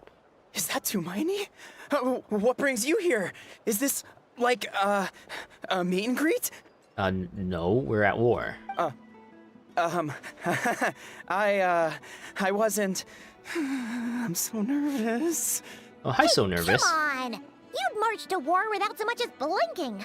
What's so scary about a chat with a Traveler, huh? It's not the same thing at all. There are plenty of chances to go to war, but a one-on-one chat with our great hero, that could be a once-in-a-lifetime opportunity. How can I not be nervous? What if I say something wrong? Or if my posture's bad? Or if I accidentally make a weird expression with my face? Yeah, this is the kind of stuff I would probably cut One out bad impression if can I was stick in for charge life. of, like, the storytelling for this Archon Quest. This is the kind of stuff I probably just cut out and be like, yeah, this is not... Having a character be really awkward and also, like, glazing the main character, it's just, like, I feel like it's, like, a waste of time at this point. Especially if this was, like, a side quest or something, maybe this would fit in, but right now this is, like, kind of serious, right? No one's here to judge you on your posture or your facial expressions. Relax! All right then. I'm sorry, great hero, but I have a small favor to ask. Honestly, this whole section so far, like, talking to the guards by Ian-san's, like, request, I would probably cut out because it's just, like, it's not really moving the story forward. It's just giving us, I guess, more of a taste of the situation. But I feel like Ian-san's dialogue already kind of summarized it up pretty well. Where she was saying, like, the Abyss Order isn't attacking, and that's weird, but everyone is still ready for an attack, so we're all good at the moment. We didn't really have to go into this. Paimon guess. An autograph, right? That's easy. May I challenge you to a fight? What? How can you be so audacious and so sheepish at the same time. Huh. Paimon's starting to think your nervousness is all just an act. No, of course not. I just figure that if I don't ask now, I'll regret it for the rest of my life. That's like asking who's a really good fighter these days. I don't know. Conor McGregor. Oh, can I fight you? But I spar am with still you? on patrol. So please, Great Paimon, if you wouldn't mind taking over for me for just a few minutes? Ugh. Again with the sheepish audacity. Just pick one or the other, will you? Go up to Khabib and be like, I want to fight you. That's weird. Sure. I guess maybe a lot of these martial artists are like super nice too. When it comes to like sparring with people, they kind of know what they're doing, so they're not gonna like purposely try and hurt you, right? I think it's a fair request. What are you watching for? Bring it on. Or what are you waiting for? Bring it on. Alright, so we're gonna fight him.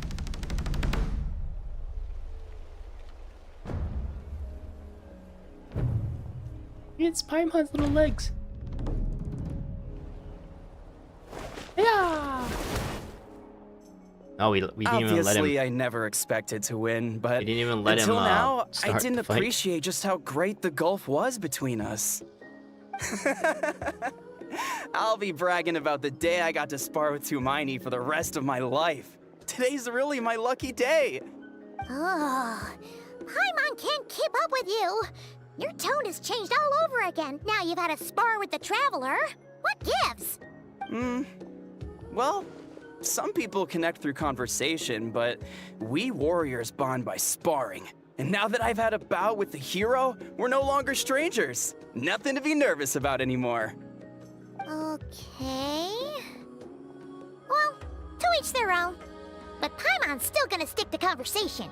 Have you noticed anything out of the ordinary? This should have been the first thing. Instead of all this BS that we just went through, we should have just went like, have you seen anything out of the ordinary? Not at all.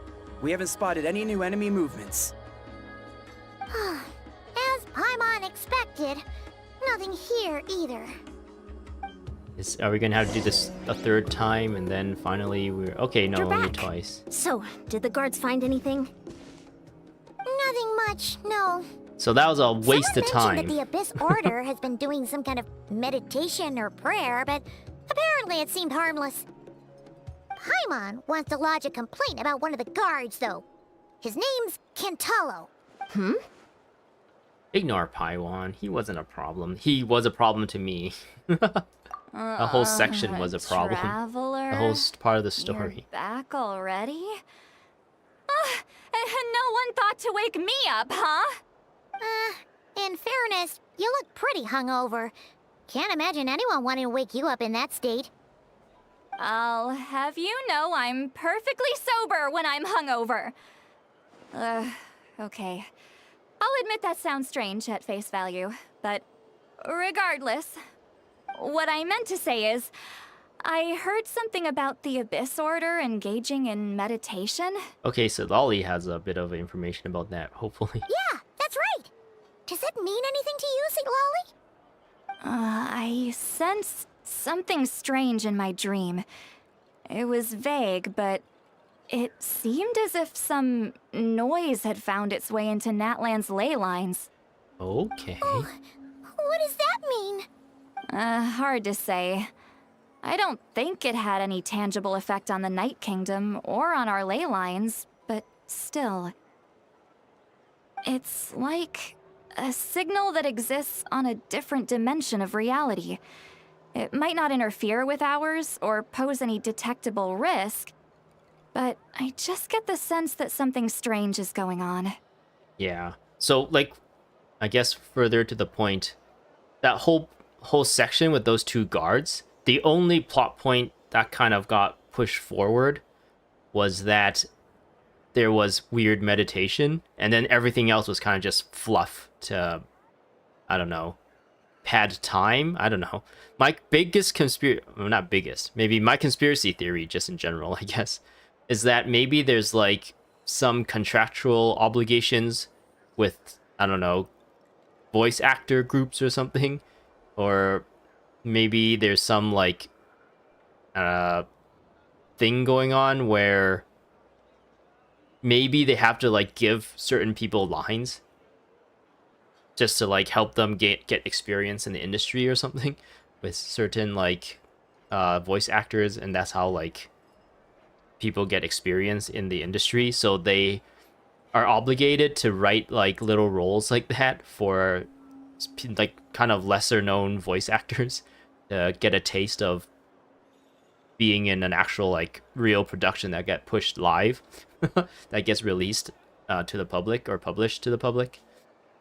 So that's my conspiracy theory, my mental gymnastic to try and like excuse those like moments where it's just like, this is like totally not needed for the story. Having to spar against some random guard for some reason, and have that guard just like glaze us the entire time, and get like that other the information about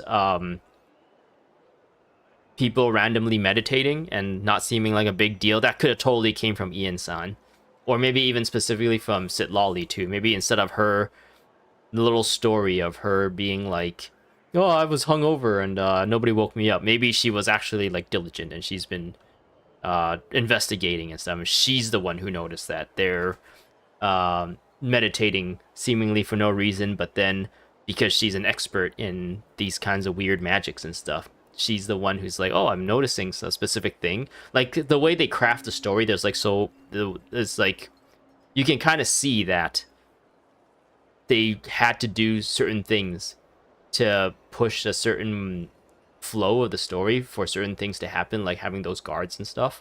Whereas, like, I think for most writers, they would probably try and make the story more cohesive, not involve so many random characters and stuff. They want to just make everything like clear and concise. They would probably do it that way. Whereas just like, we'll keep it with the characters that are bigger in the story, instead of having like random guards that we don't even remember their names. They don't even have like special character models or anything to kind of delineate them from other NPCs. Have like a moment of like 5 minutes of fame that's like really random and weird. So I don't know, my conspiracy theory is that they're contractually obligated or something to provide roles and stuff, small roles for people to kind of get experience in like a recording booth and playing characters or something. Oh. So even someone as familiar with the ley lines as you can't tell what's going on. No wonder the shamans at Satura called to the front lines couldn't sense anything. Ian-san, I think we should go talk to the chiefs. There's no point dragging this out. We need to take the initiative and drive the Abyss Order out of Natlan for good. If that's the Council of Granny Eatsley, I'm sure the chiefs will agree. But it will still take us some time to gather the required force. In war, adequate planning and preparation is the key to victory. Why is Sitlali asking Ian-san to gather the chiefs? Isn't the chiefs the night? Is she part of the Night Wind? I thought she was part of the collection of plenty of collection. Sure, but the finer details aren't my concern. Anyway, I'll leave you to it. Is the Just remember chiefs? to come find me when you're ready to talk to the chiefs. Is the chiefs for each? Are they talking about the chiefs for each tribe in this area, like the 5 different tribes? And the Ian-san is for representing the collection of plenty. She's representing the Master of the Night Wind, and then probably will like have Molani or something for the people of the springs and the children of the echoes and the canopy of the weirdos. Is that what is going on now? Actually, since you're here, Sitlali, I might as well ask you one more question. Oh? Sure, what is it? Have you ever heard of monsters that are only visible to certain people? Huh, you mean only select individuals can see them? Now that's a strange one. I guess they could be manifestations of a disturbed psyche? Or extreme negativity embodied in physical form? So we empathize with that Conrayan lady's manifestations and was able to fight it off for her? Is that what Sitlali is saying? It could also be a simple case of dead monsters whose souls got stuck here somehow. Well, I say simple. Things quickly get confusing when you start looking into monster souls. For starters, trying to figure out which classification system to use is a real pain in the... Granny Eatsley's learning and wisdom knows no bounds. But could we just get the short answer? Hey, I was just thinking out loud. You really think I was just trying to flaunt my knowledge? Anyway, the short answer is... there are many potential explanations for the kind of phenomenon you describe. That said, it's not something I've ever encountered in all my years. Whew, wow. Okay. Well, if Granny Eatsley's never seen it, it might as well not exist, right? Hey, I'm not that old! I agree. It's hard to say what it was for sure. Care to elaborate on what happened? This all sounds rather mysterious. There's a random lady. She got hurt. Now she's stuck in a cave. Or at least, not stuck, but she's hiding in a cave. I should have mentioned this earlier because she could be dead now. You tell the two about what Really? happened. You had to hold her hand to see the monsters? Sounds a little contrived. Yeah, just like how we had to hold your hand to read your mind. That's the part that bothers you? Maybe the point is more that it requires direct physical contact, whether that be hand-holding or otherwise. Ooh, otherwise, you But say. that's neither here nor there. What bothers me is, it sounds like she's convinced that your sibling, the leader of the Abyss Order, is a savior. Does she need to specifically call out this, as if we don't know? That really makes me question whose side this girl is on, and whether what she told you about her background is actually the truth. Sorry if that comes across as paranoid. It's just hard not to be suspicious of everything when we're in the middle of a war. Actually, War. Paimon feels like you make a fair point. Whoever this girl is, she sounds like bad news. Okay, well, you're clearly just jumping to conclusions. Do you think she's a spy? Do you think she's some kind of human weapon? It's hard to know what to make of it. A young lady all by herself, lost in the middle of nowhere, sees monsters that no one else can, calls the leader of the Abyss Order her savior. At the very least, we should remain vigilant. Keep a close watch on her. Sounds sensible. On that note, we probably shouldn't have left her by herself in that cave.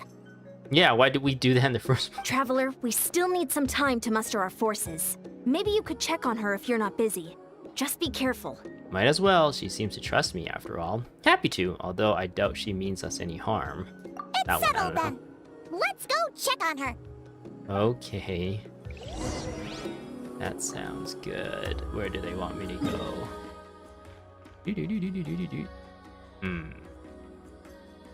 This one. Or was it this one?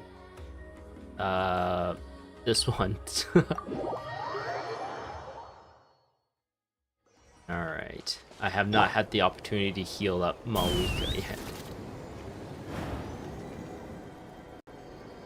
Oh. Yeah, I really feel like they should just let you Let's ride. traverse Rev as the engines. to your heart's content with these characters. So if I switch to Chasuka, okay, if I switch this way, it puts me right. Oh, never mind. That's a little bit frustrating. Full throttle. Okay.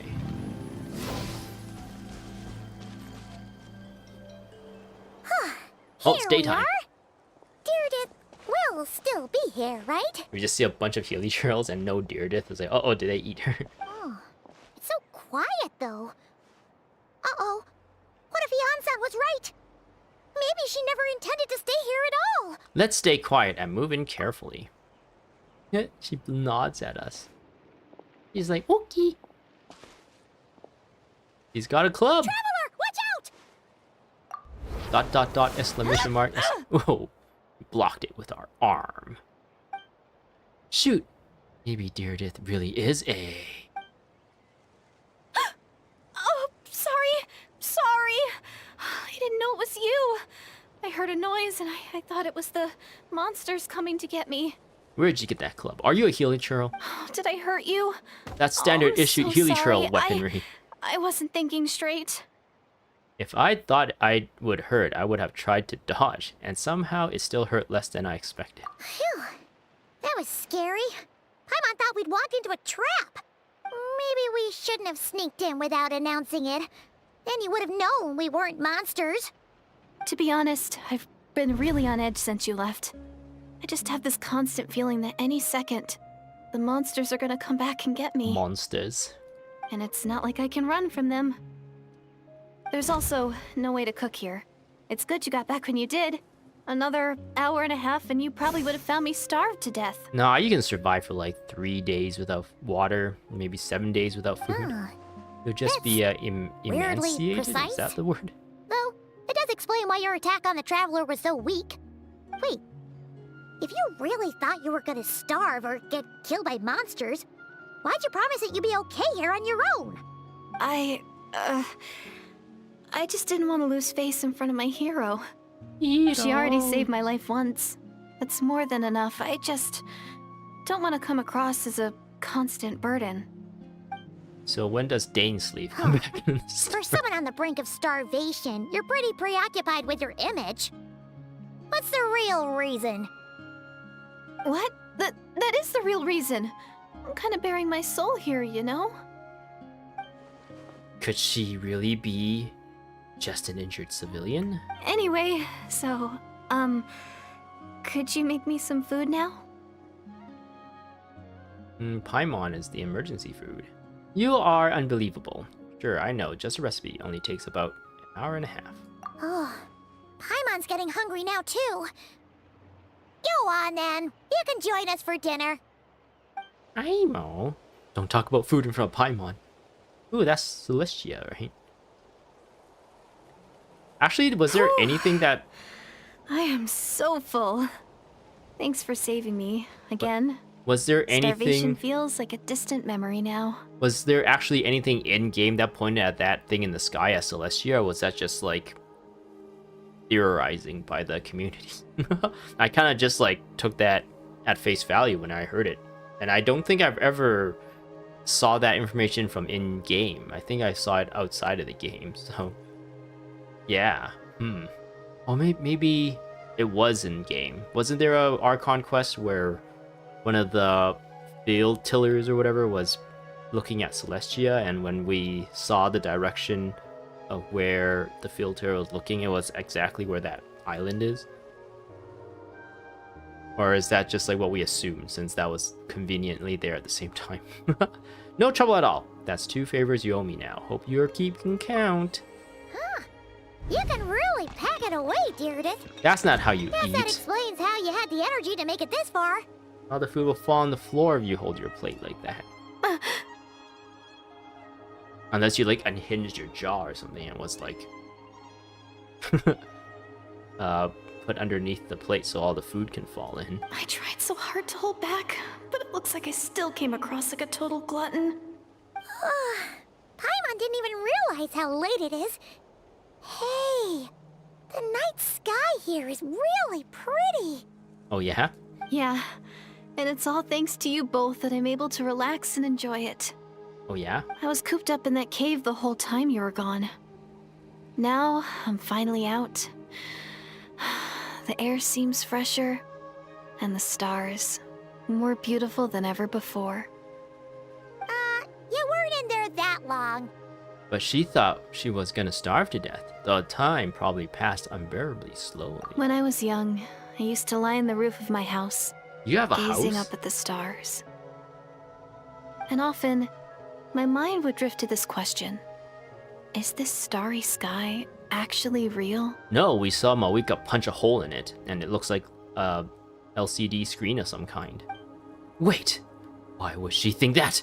Does she know about the false sky? But my grandma would tell me, the answer to that question doesn't really matter.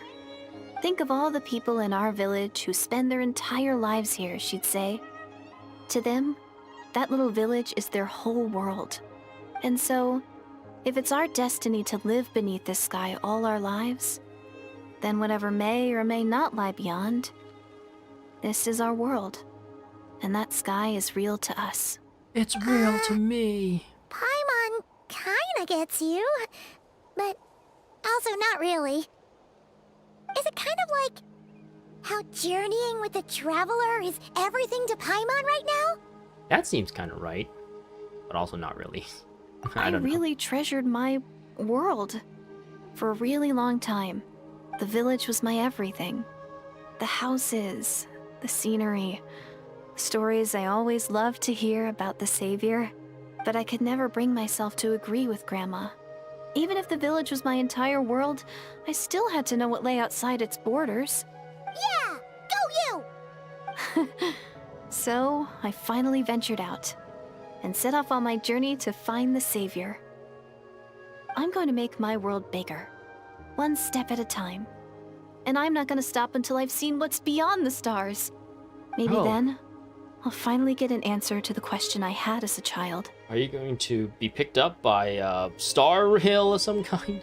Beyond the stars? Who knows? Maybe one day, I'll be sitting and chatting just like we are now, but with someone from another world. No, but we are from another world. Yeah, one day. If only we could tell her. But it's probably best not to open that can of worms right now. I need to find the Savior and protect my world. Then, I can make sure it continues to grow. That's the most worthwhile thing I could think of doing. So I've been giving it everything I've got. You know what? That's pretty cool. Paimon kinda wants to root for you now. Oh, sorry. I got a little carried away. I always get chatty after a hearty meal. Just like my grandma. Why grandma? What happened to your actual parents? The more we chat, the more convinced I am that she's not a bad person. And it doesn't sound like she's been brainwashed by the Abyss Order. Maybe we can afford to trust her? Question mark? Hold on. Shh. It's them. The monsters are back. Oh no, we're gonna have to hold hands again so I can see them. Where? Oh, still invisible, huh? In that case, guess we gotta try that trick again. I got my hands extra clammy for you this time.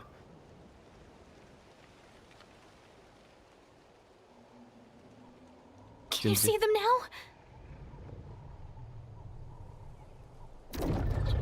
Sharingan!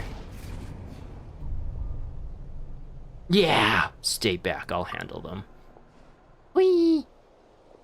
I can't see them anymore, come back! Let me hold your hands again. Oh, ooh. Do you get new superpowers? Still can't see anything. But please, be careful. I guess that's just geo powers, right? We were always able to kind of attune multiple. Oh, Moika's probably dead now. Scorpiate. Over to. You're dead? Oh,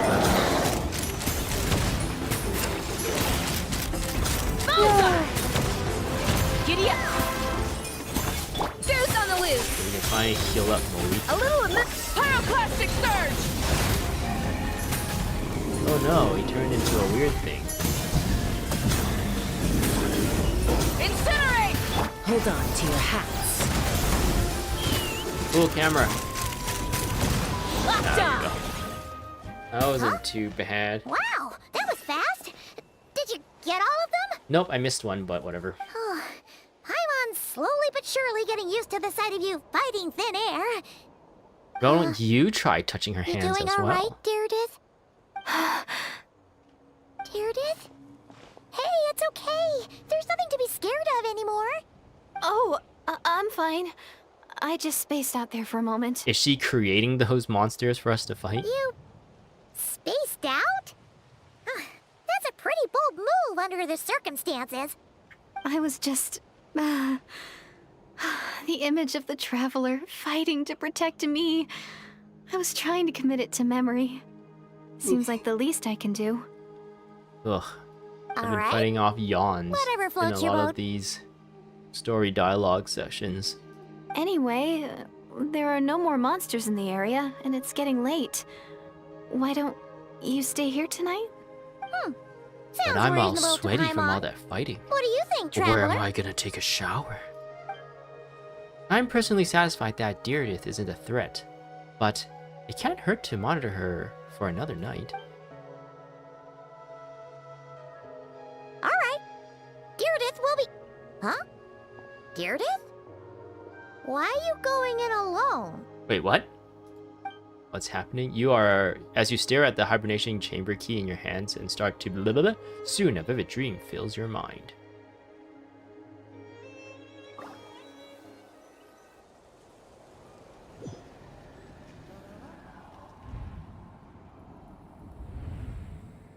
This is the Night Kingdom? It's my brother.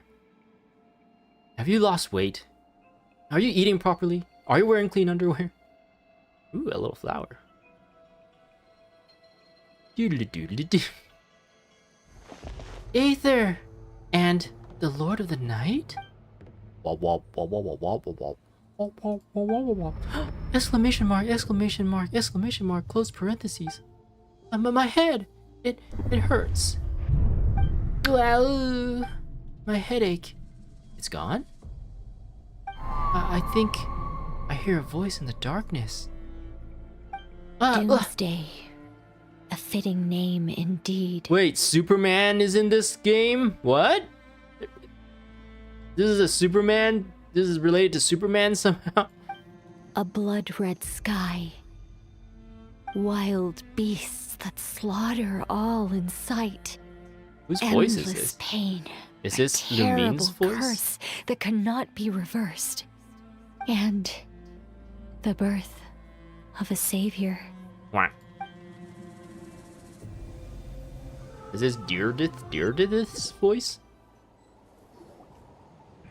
I wake up.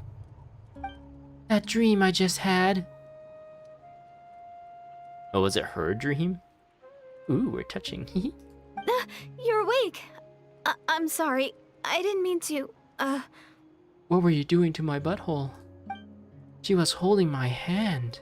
You just look quite distressed, like you were having a nightmare. Oh, I have nightmares every night. I thought if I took your hand into mine, you might find it soothing. At least, that's what my family always did when I had nightmares.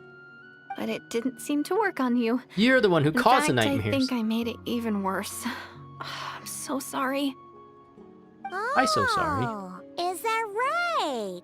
Paimon's not sleeping. You better not be trying to pull a fast one on the Traveler. What? Don't be so... I have more self-control than that. Man, they have this like really weird implication thing going on here with like kind of like suggesting some dirty stuff, but they're really like beating around the bush at the same time, so you can't really accuse them of that. So I don't know why they're doing this. This is really weird. Self-control? What does that have to do with it? Ugh! I still can't remember anything. What did I see in my dream just now? I think I saw Aether in the Night Kingdom at the very start of the dream, but I can't remember what happened next. Never mind, if the memory's gone, I can't force myself to remember it. I'm gonna go back to sleep. We can catch up tomorrow morning. Ugh. No way is Paimon getting back to sleep after this. You go ahead. But for the rest of the night, Paimon is staying up to keep an eye on this young lady. Why is she pointing with 2 fingers? Oh, do I really seem that shady to you? Whoa. Whoa. Well, Deirdith, there should be enough food for 3 days. Make sure you eat the perishable stuff first, so nothing goes to waste. You can't tell which stuff is perishable, right? Yeah, Right. I can tell from the ingredients. Thank you so much for making Why all don't of we this just for get me. like freaking Ian-san or Sitlali, or maybe not Sitlali. Sitlali might like beat her up or something because she doesn't like people touching, or Sitlali doesn't like people getting close to the Traveler. Maybe we get Ian-san to like be like, we have like a whole village that can like probably be a better hospitality to this little cave, and also there's medical people there that can probably take a look at your leg. And Ian-san is so strong, she'd probably just carry you to that place, so you don't have to worry about walking on your messed up leg either. 3 days will definitely be enough time for my ankle to heal. Then I'll continue on my journey to find the savior. All right, then we'll be off. Bye for now, Or you Deirdith. can get Varessa to like carry her. I don't know. I don't know why they're. See you? Wait! But if this is goodbye, how am I supposed to find you again? I don't know why they're splitting this character from all the other characters in the story so blatantly. Oh, I mean, what if I find your sibling? How am I supposed to let you know? You can use the Dotoko communicator device to contact us. Ah, that's a good point. We share the same goal, but we're constantly on the road, so we've got no fixed address. Leave a note. Leave a message at the Adventurers Guild. How about this? When the time comes, you can just write a letter to Mawika. She'll be able to find us for sure. Okay, this is the perfect time to say leave a freaking message at the Adventurers Guild, because that actually, in lore, makes more sense. How's Mawika gonna find us when we're out adventuring? Mawika? Who's Mawika? Interesting. Hold on. I think I see something over there. This Abyss. It's the Abyss Order! They're here! She doesn't know who Mawika is. But it doesn't look like they're marching to war. More like they're running away? They're like, we made a mistake. What were we thinking? Where? What are you talking about? Interesting. A bunch of Abyss Order thugs. You don't see them? They're heading right this way. Wait a second. That's strange. I guess it's my turn to not be able to see the monsters. I bet the tried and tested method will allow you to see them, but instead of holding my hands, hold my foot instead. You're right. Whoa. I see them now. Have attained You the weren't joking Sharingan. after all. So this is what it's like. What a weird situation. What is making these monsters invisible? Is it Deirdre? Or the monsters themselves? Is this character Or like is it out of us? sync with our reality? Well, might as well mow these ones down, just so they can't pose a threat to the tribes. So I feel like we're more than halfway into the story and there's still no Dainsleif. We barely got any information about Aether. And what's up with the spaceship, and why is this titled Space and Time for us? Prepare for trouble! Woohoo! All done! Oh, we didn't even have to Their fight them. morale seems super low. We fought them in Guess off they really screen. were on the run, huh? So there's no more of them, right? I still can't wrap my mind around this. Why couldn't I see them until you took my hand? Believe me, I'm as baffled as you are. The plot thickens. Turns out there are more monsters which I can see, but Deirdre can't. So, any ideas on why those monsters might have been running away? Maybe something went down on the front line. Oh, Is she like Paimon's getting a little worried about Eon-san and the others. Let's head back to the Masters of the Night Wind right away. is she like from the past? And where in the future and our time is like merging somehow? We gotta go. Bye for now, Deirdre. So that's why they're kind of forcing the story where she has to be not interacting with any other characters. Otherwise, it would kind of break the storytelling.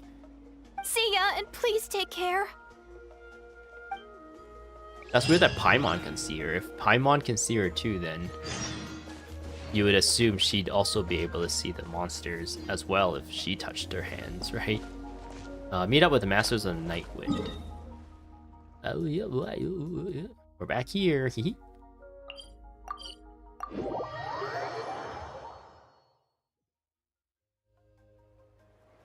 Hey, Ian-san. Hey, Eon-san. We're back. We ran into quite a big group from the Abyss Order just now. Has something happened at the front? I don't know what you're talking about. The front line has collapsed. Oh, uh-oh. Huh? But how? Did the Abyss Order send in reinforcements? Did they deploy some kind of secret weapon? No, relax. Their front line has collapsed, not ours. Oh, well, you should have said that. Feels like you could have phrased that more clearly at the start. But this is good news, right? Why'd you still look so serious? Did we finally launch an attack? Did we unleash the Prowl Archon's might on them? No, we're still mustering troops. Nowhere near ready to go on the offensive. So at first, I was also confused about what exactly happened out there. But just now, I got the full story from a guard who was on the scene. He watched the enemy lines crumble in real time. What did he see? One person. Just a single individual. They stormed the enemy lines and attacked with a vengeance, cutting them Is it down like Dainsleif? paper dolls. Please be Dainsleif. You've been taunting us with Dainsleif so They long. wielded an unknown power and fought with a sword style that no one recognized. Quack. The guard who relayed this to me said that before he even had time to react, the enemy was decimated. Wait, is Skirk in this story? Alright, I got it. I think I know what happened. I'm only recounting what I heard. And I'm sure the guard in question must be exaggerating to some extent. But still, we have to identify this person. Ian-san saying the sword style not being anything anyone saw is what suggested it could be Skirk for me, because she's like from another dimension, right? And Tartaglia learned his fighting style off of her. Unless it's like, could it be Dainsleif? I don't know. Or I guess it also could be Aether, maybe? And assuming they're a neutral party, we'll need to figure out how to engage with them. Clearly they're a force to be reckoned with, so we don't want to come across as too weak or too hostile. It's quite a diplomatic conundrum. You don't need to sweat it, Ian-san. From your description, we're already pretty confident that we know this person. Honestly, with the Abyss Order acting out so publicly, it's about time he showed up. Okay, it is probably Dainsleif then. Yeah, who else could it be? He never misses an occasion like this. Dainsleif.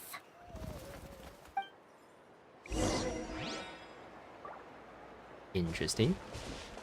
That's crazy that Skirk became a playable character before Dainsleif. I wonder what kind of plans they have for Dainsleif, why they're holding him back so much. I guess we can just walk there. I'm the traveler, haha. They really make it like really tough to play as the traveler. Like at every turn, I'm just like, I don't want to be the traveler because everyone else is just better at movement and everything. There we go. Oh, he doesn't have voice acting. Were you waiting for me? It's been a while, Dane. And yeah, after we heard what went down, we figured you'd shown up. You caused quite a stir, you know. Oh, this is a friend of ours from Natlan. Her name's Ian-san. She insisted on coming here to thank you in person. It is my honor, Mr. Dainsleif. Thank you for breaking the stalemate in our war against the Abyss Order. We were at a stalemate? Natlan is fortunate to share a common enemy with such a mighty warrior as yourself. No need to thank me. I hunt the Abyss Order for my own reasons. Please don't mind him, Ian-san. He always talks like that, but he's a pretty nice guy deep down. It's quite all right. Uezo Janssen respects those of great power. It's quite clear that he meant no offense, and I am still delighted to make his acquaintance. Anyway, since you're old friends, I'll leave you to catch up for now. Take your time. Sure thing. Okay. You probably have plenty of other stuff to do anyway, right? Since this war isn't exactly over. See you later, Ian-san! Okay. Okay, bye-bye. Hey, Dane. Would it have killed you to be a little more polite? She's our friend. A friend? Ian-san, eh? I will remember the name, but I will not invest more emotion than is necessary when dealing with the citizens of the Seven. It is a matter of principle for me. Fine, since you helped break the stalemate, we'll let you off the hook. Ugh, so stubborn. But whatever. So anyway, Dane, do you have any new info about the Abyss Order for us? Any idea what they're trying to achieve with this war, for example? Never before have I seen the Abyss Order take action on such a large scale. Taken at face value, it seems highly illogical. In a war with the Natlanese, the odds are stacked firmly against them. They surely cannot be unaware of this. Their true goal must be a deeper one. We thought so too. But it sounds like you're no closer to learning what that goal is than we are. I've been on the case for some time, even captured and interrogated several Abyss Order members. Yet still, I am none the wiser. I can only assume they have gone to great lengths to keep their real operations a secret. I have a bad feeling about this. The Abyss Order is wasting a lot of its forces attacking Natlan, so whatever they stand to gain must hold enormous value to them. What do you think we should do? Since we lack actionable intelligence for now, we might as well continue to focus on the fighting. Or get more of the intelligence that we need. Get some scouts out there. Get some spies out there. Leave them to their secret plots. If they're so willing to sacrifice manpower for it, I intend to make that sacrifice greater and more painful than they could ever have anticipated. If we could use this opportunity correctly, I believe we can eliminate the vast majority of the Abyss Order's forces. They'll never be able to mount such a large campaign ever again. That outcome is well worth our time. I don't feel like the campaign is large. At least it's not being conveyed very well, like, visually, I guess, in the story. We've only fought, like, a few guys here and there.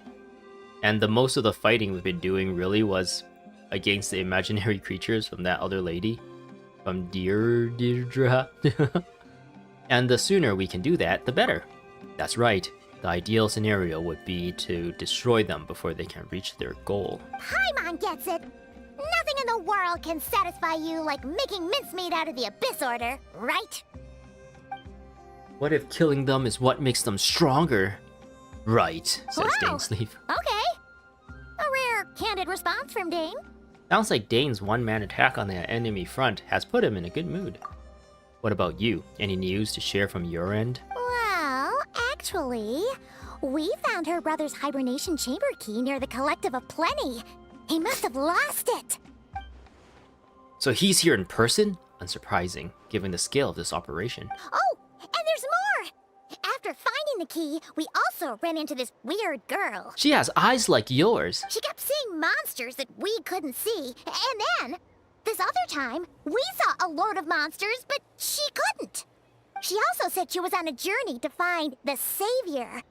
Her description of this Savior matched the Traveler pretty closely, so we figured it's probably her brother. It's actually Dainsleif. Hold on. The girl called him the Savior? Yeah, that's right. Is something the matter, Dane? The last time I heard that term was before the Cataclysm. And not just that, it referred to your brother then too. But who would still believe in the myth of the Savior when the Cataclysm has already taken place? It makes no sense. That term's been around even before the Cataclysm? Wait, wasn't her brother called the Prince, though? Where did this Savior thing come from? Well, when he was first granted the title of Prince, the Vinster King... What's a Vinster? The Vinster King and the entire court of Conrea set about loudly proclaiming the might that he would bring to the nation. They made it sound as if, with him there, all pain and suffering would be washed away, and the future of Conrea would be brighter than anyone could imagine. The Savior was the celebratory title given to the prince by those who believed this rhetoric. Of course, you know how that story ended. In hindsight, the cruel irony is glaring. All that title really stood for was the Vinster King's lust for power. Huh. Sounds like the people of Conria really believed in him. Is that why Aether is so determined to revive the homeland? Because he thinks he failed as the Conraean savior? But that certainly doesn't explain everything. There must be other reasons. As for the girl you met, allow me to offer some speculation. I suspect she is descended from pure-blood Conraeans afflicted with the curse of immortality. They must have resettled somewhere remote, cut off from the rest of the world. That would explain how her people retained their ancient beliefs, including the myth of the golden-haired savior. Ah, Paimon gets it now. So, a bit like Kaya. Except she grew up somewhere more isolated? Who's Kaya? Still, that doesn't explain the invisible monster situation. If she can't provide us with any more valuable intelligence, I suggest we shift our attention back to the Abyss Order. Sure. Also, why don't you stay with us at the Masters of the Night Wind for tonight? You must be tired after all that fighting today. Not at all. I couldn't fight all day. I could do this all day. I will consider it, but we must discuss our next steps first thing tomorrow morning. We can't give the Abyss Order any time to regroup.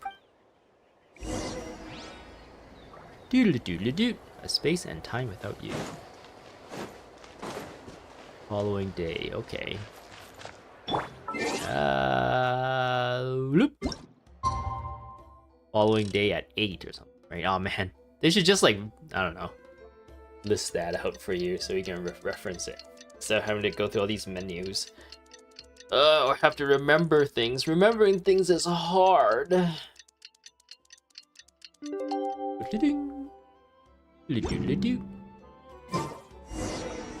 Talk to Dainsleif.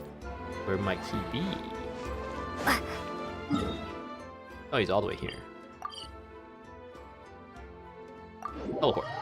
Okay. Oh, there we go. Ooh, the music is weird. No, we can't give them that much time. Is that Dane and Eon-san discussing strategy together? Huh. Looks like they're getting along just fine.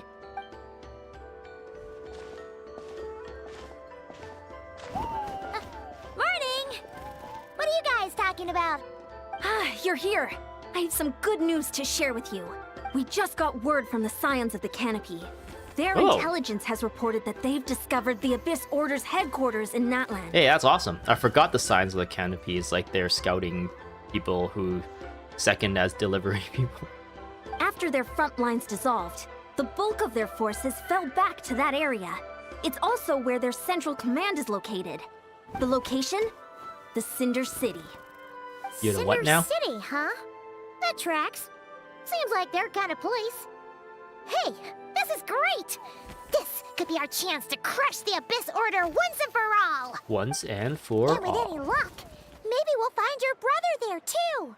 Yep, our army is almost ready, and we've sent a message to Mawika to let her know the plan. We can't really launch an operation this big without the okay from the Archon. I beg to differ. This is a wasting time. You have the intel you need, so act on it. Every second you delay only increases the Abyss Order's odds of survival. I've already explained my reasoning, Mr. Dainsleif. I understand your concern, but an immediate strike is not on the cards for us. Dainsleif should be like, how about me and the Traveler and Paimon go in first? And then, you guys can come whenever. Very well, then I will go there alone. Okay, yeah, he does essentially suggest that, just instead of together with the Traveler, he wants to go alone. Thank you for the intel, Ian-san. You're gonna go on your own? Come on, be sensible. Just wait a tiny bit longer, and you'll have a whole army going with you. I cannot let them. It's all right. I support your decision, Mr. Dainsleif. Huh? Shouldn't you be talking sense into him? I admire his courage, and I believe he is strong enough to take on the Abyss Order on his own. Then why do you need an army? And even if things don't go to plan, he just needs to bide his time until we arrive with reinforcements. Oh, Mr. okay. Dainsleif, I wish you the very best of luck. Thank you. And then he looks straight at us. Looks like he's waiting for you to say something, Traveler. Allow me to join you, Dainsleif. For a second there, Paimon actually thought he was gonna brave it alone. And then he called his own bluff. Okay, so he was gonna invite us anyway.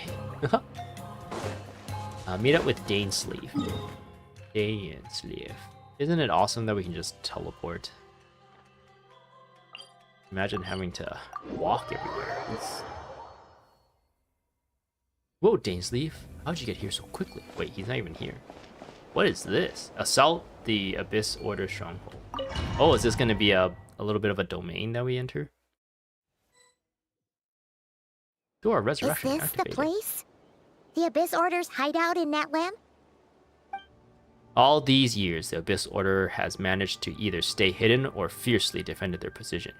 This may be the first chance I've ever had to finally make a serious dent in their forces. Which reminds me, once the fighting starts, I can't promise I'll be able to have your back at a moment's notice. But if you run into any Abyss-powered mechanisms, feel free to leave them to me. I'll take care of them when I can. It's been so long since we fought with Dane side by side. Paimon's confident we can clear this place out long before Eon-san arrives. Yes. And if you get to meet your brother again, even better. We will be Let's like go. a hurricane. In this battle, Dainsleif will show you the might of the Twilight Sword. Summon him to clear out the obstructions that bar your path. Hey, that's cool. We got a Dainsleif, but I guess he just appears and does like a support attack or something. We don't actually get to switch to him. The swordsmanship Dainsleif has mastered as the Conrayan's Court Guard captain allows him to easily espy the weaknesses in opposing elemental wards. His long war against the Abyss has made him highly cognizant of their weaknesses. Allow him to also destroy their void wards. Okay, what's this? Party setup. Do I need specific people in my party?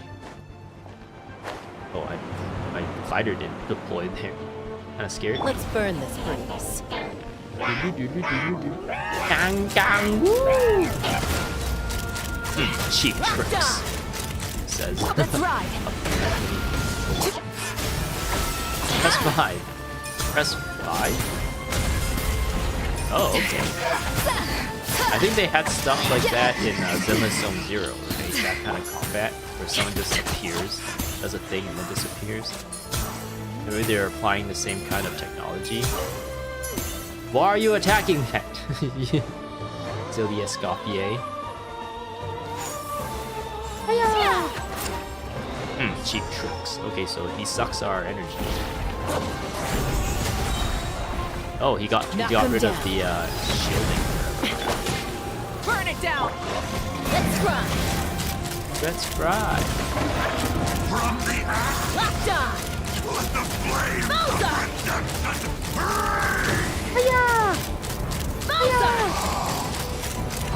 Bullseye. I don't have a water character, so I might be a little hoopty. Hold on to your hats. The pinnacle of excellence. A dash of. 5. Do something, Dainsleif. Dainsleif? What did you do, Dainsleif? You did nothing. Light it up. Against these fire people. Oh, Dainsleif killed him. Very different battle from the one we fought with the Ansan. No one's backing down. They're fighting back with everything they have. Everything they have. Oh my god. You won't get another chance. Bullseye. Open fire. Let's ride. Light up the blazing sun. Light of the blazing sun. Rev the engines. Rev the engines. I'm a weak. Switching gears. I'm also dying of it.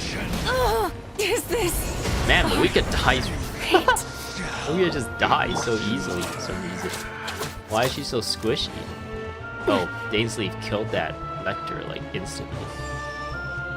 I think you need the healing most. It barely gave me any healing.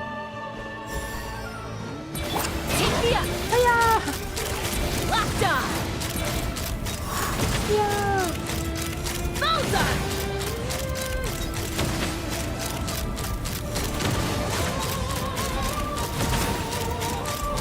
Bullseye. Let's ride. Let's go. On to the freezer. A burst of flavor. Pinnacle of Wait, why did I get another one? Let's fly. Open fire. I got another ult there. I wonder what happened there. Open fire. Can you attack this? Apparently she can't Open attack fire. this. That sucks. Press this button. Nice. Knock them down.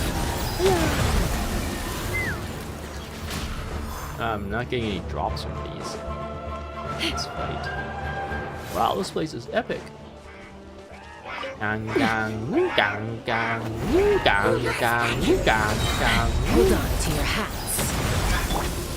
A dash of pyroclastic surge. Tails. The relentless Anger, spectre the that vision, haunts glare, us. the hazard The of abyss is corruption. all present. To flee is futile.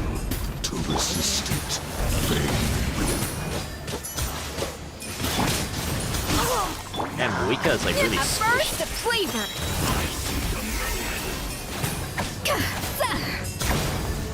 Go for the water guy. His shield causes him to freeze. Press Bahai? Bahai? Where is he? There he is. Oh, he killed him. Straight up like... Breath from the sky. Oh man, this is the thing I hate about shields in this game. I am Moika, the one who is the Pyro Archon, the strongest fire user in the game. I punched a hole in the sky with my power.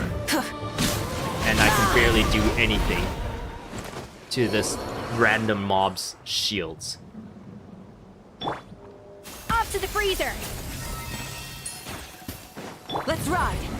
Am I supposed to keep going? Keep that thing up, Malika.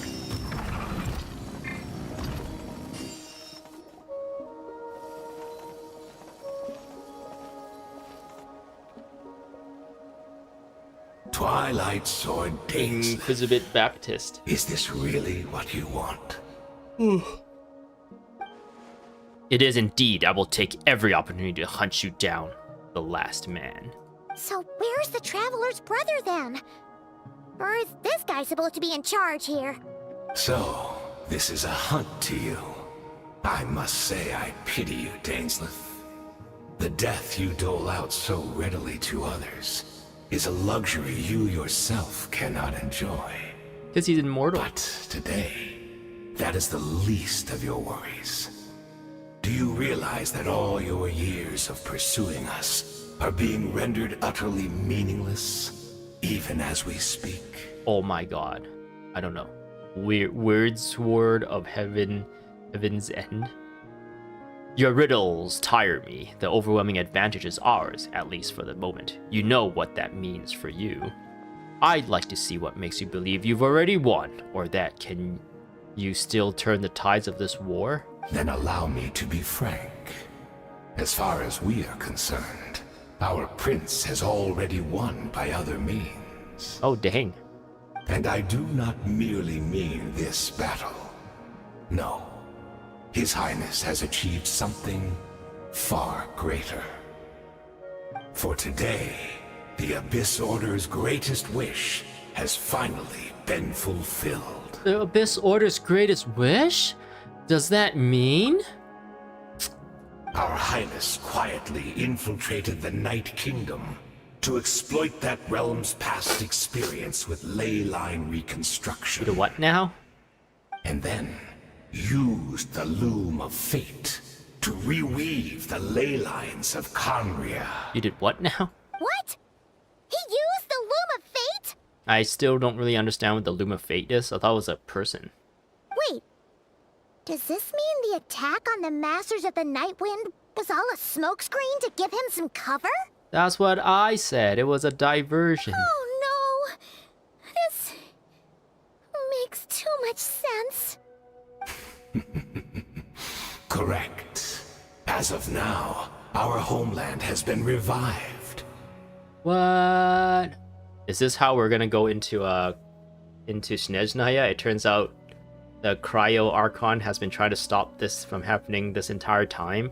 And I think it's a her. I think the Cryo Archon's a her, right? And her plan was to collect all the Gnosises in order to get the powers to do it. A really loud, I think, motorcycle just drove by. I don't know if my mic picked that up. I feel like the filters and stuff that is automatically put into like OBS and stuff probably cut that stuff out.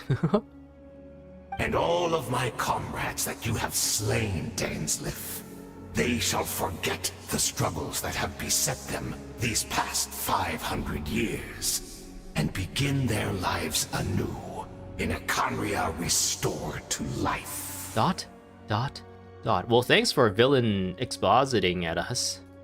Get more information. What a load of drivel. Your falsehoods are riddled with flaws. My ears tire of your tedium. Isn't there more to reviving a homeland than just rewarding or reweaving its ley lines? Right! You still need a few steps after that, such as finding a place to host the ley lines you just rewove. Wait, how does Paimon know Plus, this?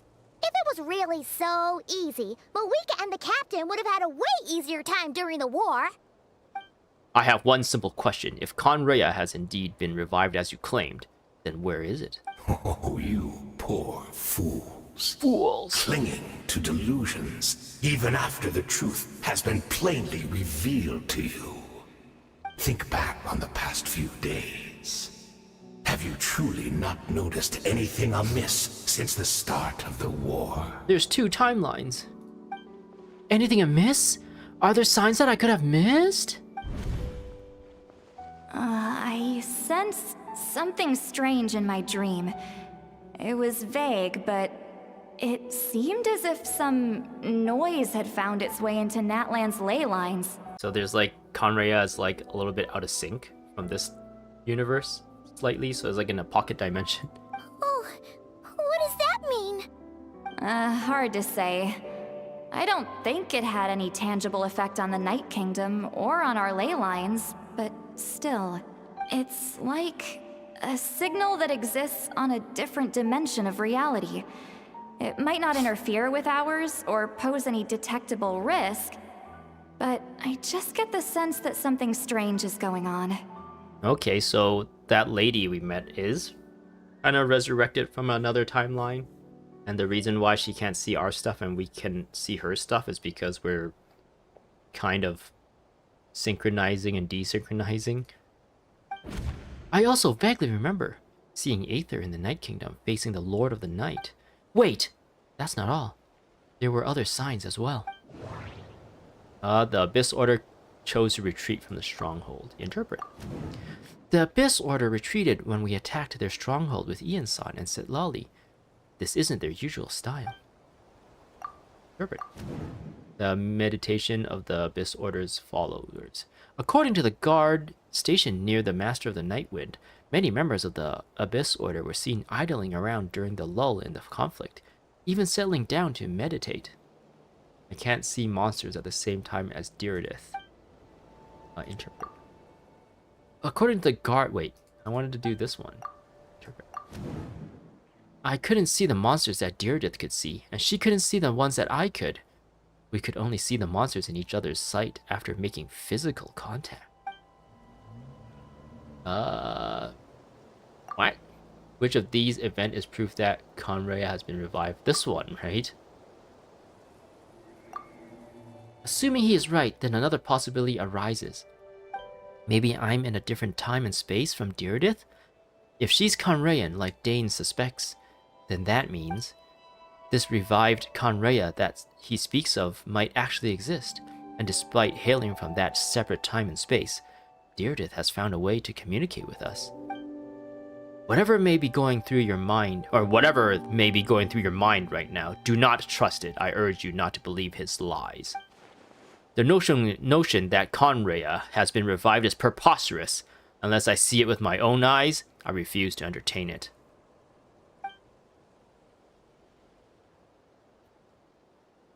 There is only one thing that could demand our attention in this instant. He is only one... Wait. There's a bit of a... I think there's a bit of a bug there. And that is silencing this man for good. Okay. We gotta fight. It's fine. Okay, not even Dainsleif can kill the shield. A dash of frosting! Ah! Open fire! Oh man, we're really hacking away at that shield. Okay, we can tell Dainsleif to hit him again. Knock him down. Take me up! Mission has been fulfilled! Light of the blazing sun! My body is failing me. Nice. Will not bring shame to the That should be all of them, right? So, we've destroyed the Abyss Order's headquarters in Natlan, but somehow, that didn't feel satisfying at all. They all like synchronized to the other reality. Are you still thinking about what that guy said? You look really worried. Diridith is the only potential lead we have. I think we should at least talk to her about this. I understand. You think she might be from the revived Conraya, yes? I have said my piece. I doubt Conraya could be revived so easily. But if it will give you some peace of mind, you should talk to her and test your theory. Maybe you should come too, since you are both Conraya, and maybe you guys have something to talk about. I will stay here and do some post-battle cleanup. Perhaps there are some clues left to be found. Okay. I'll see you later, Dainsleif. 10 years later. Dainsleif. Uh-oh. A weirdo is sneaking behind you. Ooh. That doesn't look good. I thought your voice and attitude seemed familiar. My mistake. I should have made sure you were dead earlier. The curse of immortality has struck you too, then, Hayden. Hayden Christensen? Who played Darth Vader? Or Anakin Skywalker? 500 years on, and you still refuse to address me as master. I do what now? Don't forget, Dainsleif. You may be the renowned Twilight Sword, while my arm has grown too feeble to swing a blade. Which one? Yeah, 4 of them. But I taught you everything you know about wielding a blade. Yes, but I've trained with other masters. Ha! Your arrogance and malice cost you all of my respect long ago. Be that as it may, under the circumstances, I see no further reason for us to fight. The curse of immortality means neither of us has a way to completely destroy the other. Speak for yourself. I intend to kill you 100 times over. Yeah! And then they fight for millions of years.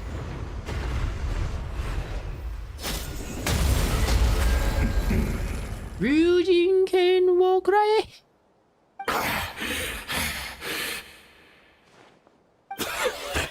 Have you finally had enough? You weren't joking then, huh? Never, in all my worst nightmares, have I experienced anything close to the pain of 100 deaths. Surely, there's no point taking out all your hatred on me alone. That was just for your actions in the Abyss Order. If I took into account what you did to Conrea, or did in Conrea, you'd soon find out how much darker your nightmares can become. All right, I believe you. Still, aren't you at least a little tired now? Why don't we sit down, perhaps? Chat a little. I can do this all day. ... What? Not a fan of reminiscing about old times? Well, I suppose you don't have many fond memories to look back on. I never thought you'd side with the Abyss Order, Hayden. You could have easily blamed the prince for his betrayal. Indeed. When the cataclysm first struck, everyone prayed for the Savior to deliver them, but he was nowhere to be found. Yes, we knew that the great abyssal power within him had been divided up. The great abyssal power, interesting. Yet we still despaired at his choice to leave us. He left? Ooh, Still, my brother left him. I believe that everything he's doing now, including his regret over what happened, comes from a genuine place in his heart. And besides, who else can we place our faith in? We are proud Conrians, are we not? I mean, we can hardly turn to the gods. I suppose you have changed a lot over the past 500 years. Otherwise, I have never expected you to forgive him. Had you been so generous during your time at the Knight Academy as my instructor in Black Serpent blade work, I might not have come to loathe you so much. All my good deeds were clearly in the spirits of the Academy's code of chivalry, yet I received corporal punishment for being restless and brash.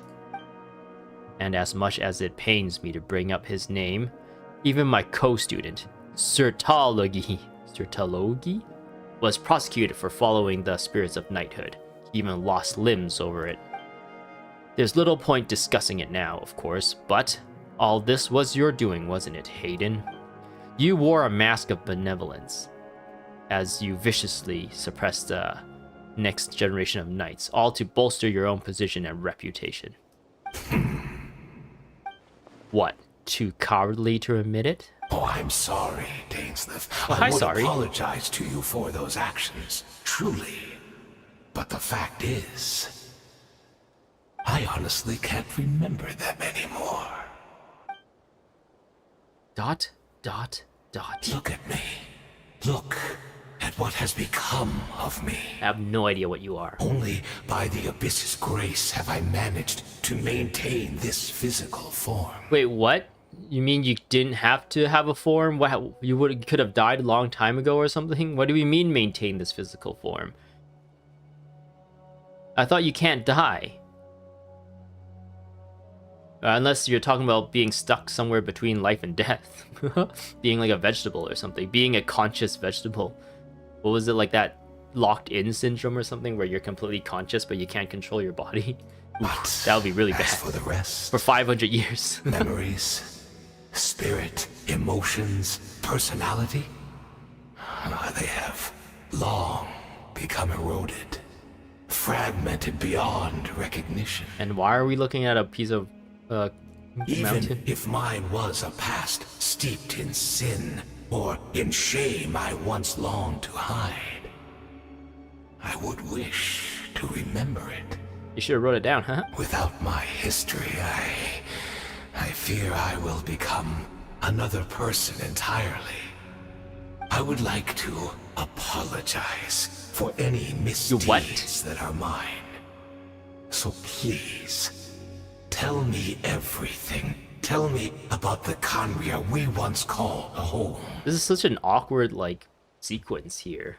We came here, we fought him as, like, a boss, and then our main characters left, and then they fought some more, and now this guy's, like, I don't know, trying to be sympathetic?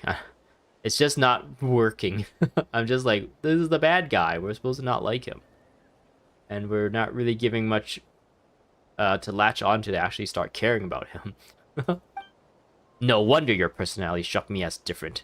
Memories are indeed a crucial part of a person's identity. So, the Khaenri'ah we once called home. And then he tells him all about it? Okay, so what's going on here? Dainsleif slowly closes the countess, blah, blah, blah. All the sights, memories, and feelings, everything etched into the heart and mind and gradually brought back. Simply recalling everything seemed to take a long, long time. You seem to remember much. Could you tell me more about it? About our golden age? Why, yes. One time, Sally came into the store and bought some freshly baked bread for her family. So wait, what? Why are we talking about all these random things? I'm not interested. I have neither the time nor the sympathy. I have neither the time nor the sympathy when we just got, like, exposition saying how he spent a bunch of time and sympathy telling him about his story. What? Is that so? What a pity. But this will be quite sufficient, as long as the loom of fate heard what I could not. You do what now? The loom of fate, what have you done? Tell me. I'm afraid I owe you yet another apology, Dainsleif. You were right. I lied to you You earlier. lied? Oh no. Your wits are too sharp to be fooled by me. The homeland hasn't yet been revived. In fact, even the ley line weaving is not yet complete. Think of ley lines as the collection of memories concerning a given place. Yeah, we know that already. To reweave Khaenri'ah's ley lines as they were 500 years ago, we would somehow need to retrieve almost all the memories of Khaenri'ah from that age. Just download it from the internet. There's probably archives. The loom of fate cannot weave without an abundant supply of memories. And so, we relied on everyone in the Abyss Order to provide what they could. Even though fragments are all that remain in most cases, the more we all share, the more that can be restored. You tricked me into telling you all my stories. About Sally and how she went to the store and ate some bread, and the bread gave her food poisoning. So, the Loom of Fate is running as we speak, and the so-called meditations your members have been performing, its purpose was to supply the Loom with memories, wasn't it? Indeed. We, a people in exile, stranded 500 years in the future, will weave our homeland anew and bring the nation of our dreams back into the real world. Ah, what a glorious undertaking. What a shame it had to take this long. After 500 years, most of our memories have faded, and a world woven from broken memories shall itself be broken. Okay, so this kind of like reminds me of the tree in Irminsul, right? Where is Irminsul a loom of fate that can keep memories? Because Nahida went in there and broke off a branch or something, so Rukkhadevata was not remembered anymore, and it actually got rid of that memory from everyone. And then there was a whole thing about Wanderer going in there and rewriting his own life, or I guess removing his old life. And then he kind of set it up in a way where he can get his memories back without, like, there was a loophole to that. And he got his memories of his old life back while living his new life.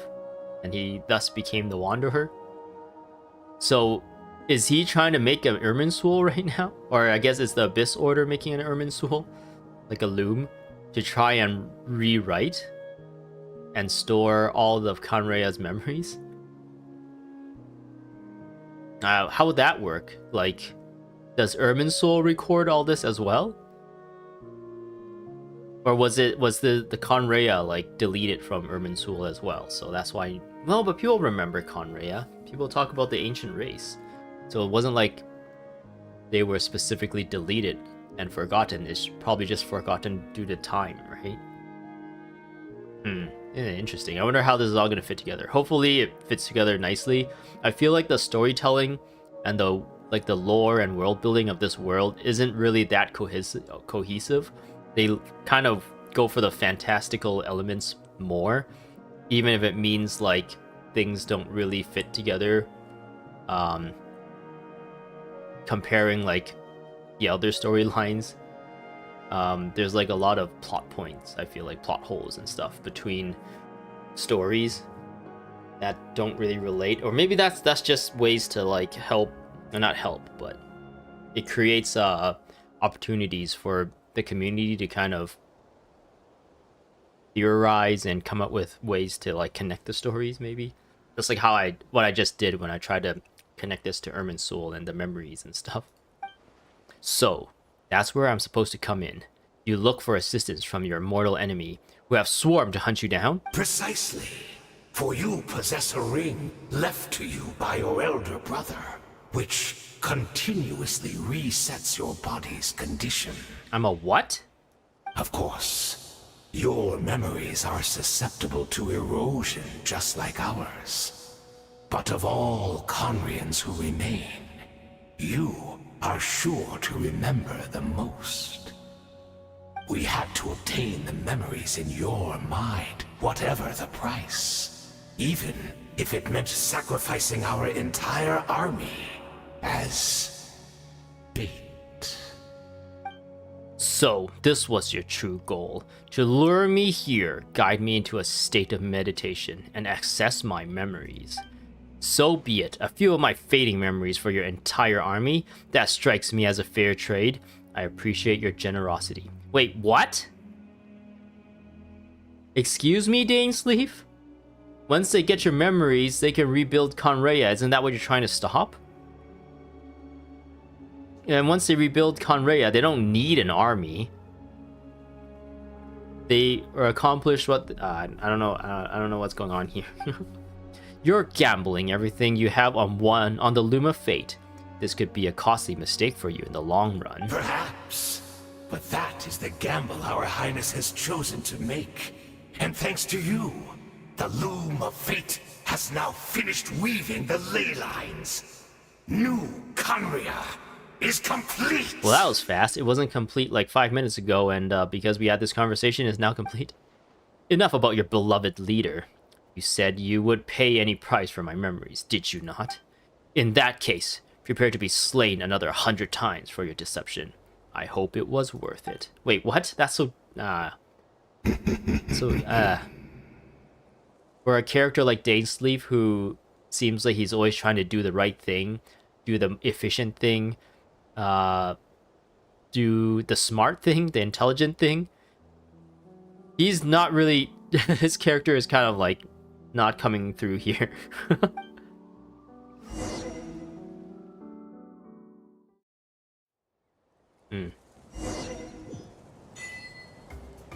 Space and time without you. Return to the cave to investigate. We are investigating.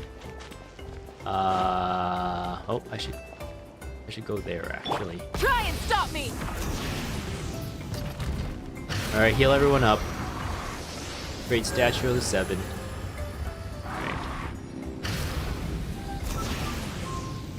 Let's burn this breeze.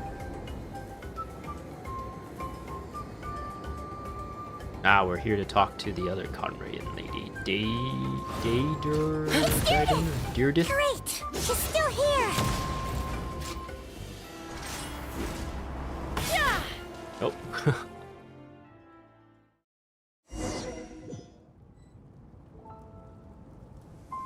Whoa, we got a cutscene.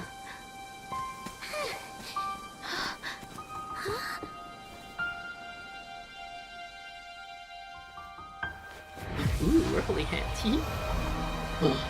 Oh, she gets to see the burning of her. Whoa! The Heavenly Principle cubes.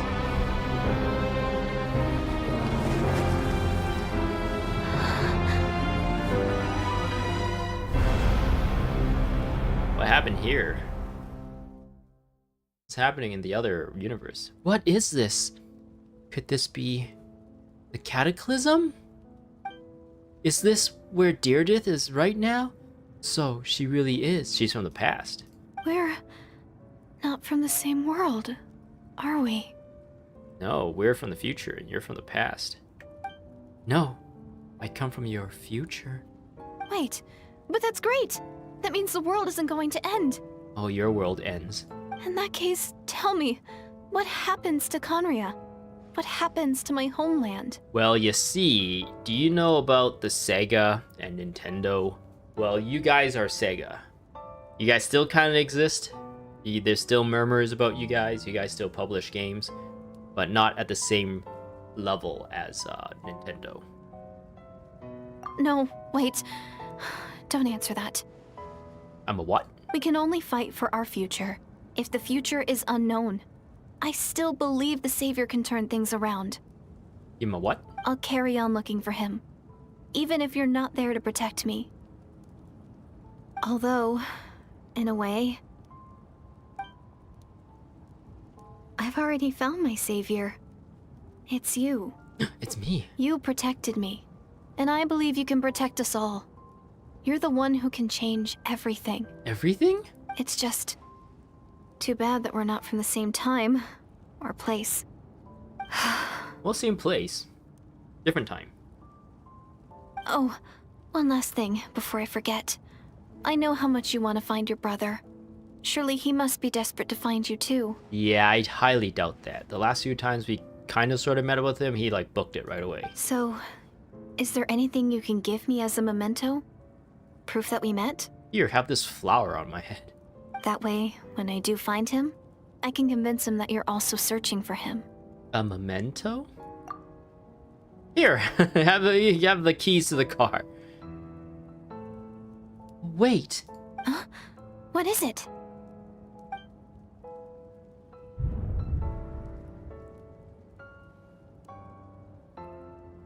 Is that our brother? Oh, that's her. She turned into that Helichurl. Keep the key. Give the key to Deirdre. Well, clearly we can't keep the key, right? If we want things to play out. I feel so. What happened in one of the other quests? It was like a world quest, I guess, with the dinosaur guy companion that we have. He's like a chosen one of some kind for like the dragon people in this area. And there was a point where you can choose to activate this like mechanism that would like reset Natlan, or trust in the people of Natlan will fight for themselves. And the canon choice is that you leave the people of Natlan alone. and that's how the story is supposed to play out. But they do give you a choice to destroy all of Natlin and reset it with this mechanism. And I decided to. I didn't live stream this. I don't think I just played through it. I decided to check out like the non-canon, like the one that I thought will probably not be the right thing, which is in this case keep the key. I decided to do that, and what they did was they showed you like the mechanism powering up, and then it keeps asking you like, are you sure you want to do this? Are you sure you want to do this? And you're like, yes, I want to do this, I want to do this, I want to do this. And eventually be like, yep, doing this, and then it actually like destroys the country, I guess. And you get a bunch of lines saying like, oh, these memories, all these people, too bad it didn't happen. And then it like rewinds, and then it goes back to that point and asks you to do it again, and it just kind of loops until you do the canon decision. So should I try that? Keep the key? I feel like they can't really change the story. Keep the key.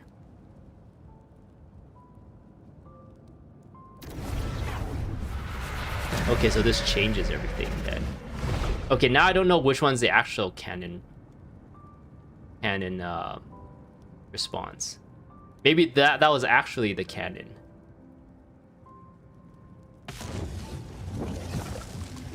Because now she's not gonna be in that cave, right? As a Conrayan. Turned into a Healy Churl. It's our brother. So that's what's happened. Istaroth, the ruler of time, must have had a hand in this. How nice of you to tell us who that is. The title of this person as you talk to us. We don't get Aether's voice. Oh, that's sad. There's no other way than that this meeting could have taken place. Aether! You knew all of this? I knew only the ending. I've always been curious about the events that led to it.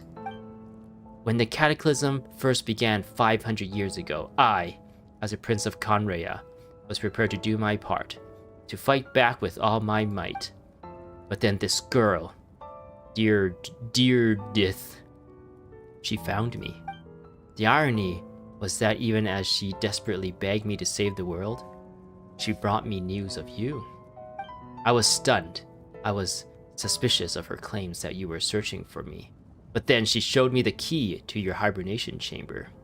So, she actually did it. We've been separated ever since I awakened in Teyvat. I searched the whole planet and found no trace of you anywhere. And then she brought me that news at the worst possible moment. I was faced with an extremely difficult decision. I desperately wanted to see you again, but Conrea was in equally desperate need of my help. So, Aether, when he tried to go around the world saving everyone, he failed. But when we decided to go around the world to save every nation, we succeeded in every nation in every single way possible and made all the best friends ever, and everyone loves us. I knew that no matter what I chose, I'd regret my decision for the rest of my days. So I steeled myself against the guilt and made my decision. I went to see you. Oh, so this is exactly what happened. This is the canon choice. Oh no, I wanted to see the non-canon one to see how it plays out. ... And then? But when I found you, you were still in hibernation. Even the key to the chamber was still secure on your person. You're saying 3 keys exist simultaneously in that moment? I couldn't make sense of what I was seeing, but there was no time to think. I just grabbed you and ran. That's where we are right now, an intersection in our memories. This question has haunted me for the past 500 years. I never imagined the answer would come to me like this. So my actions 500 years in the future set everything in motion. Are you mocking me, Istaroth?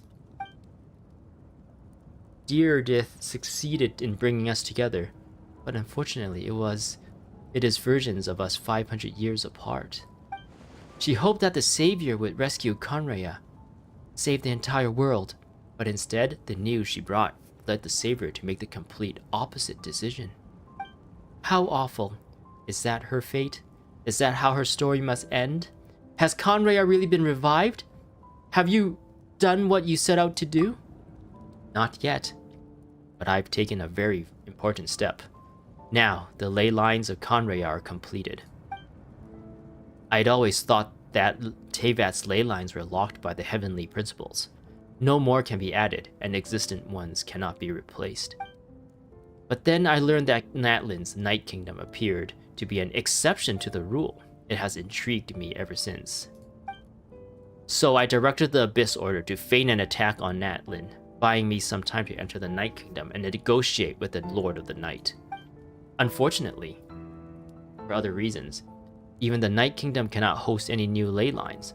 The most I could get was some room to carry out the weaving process.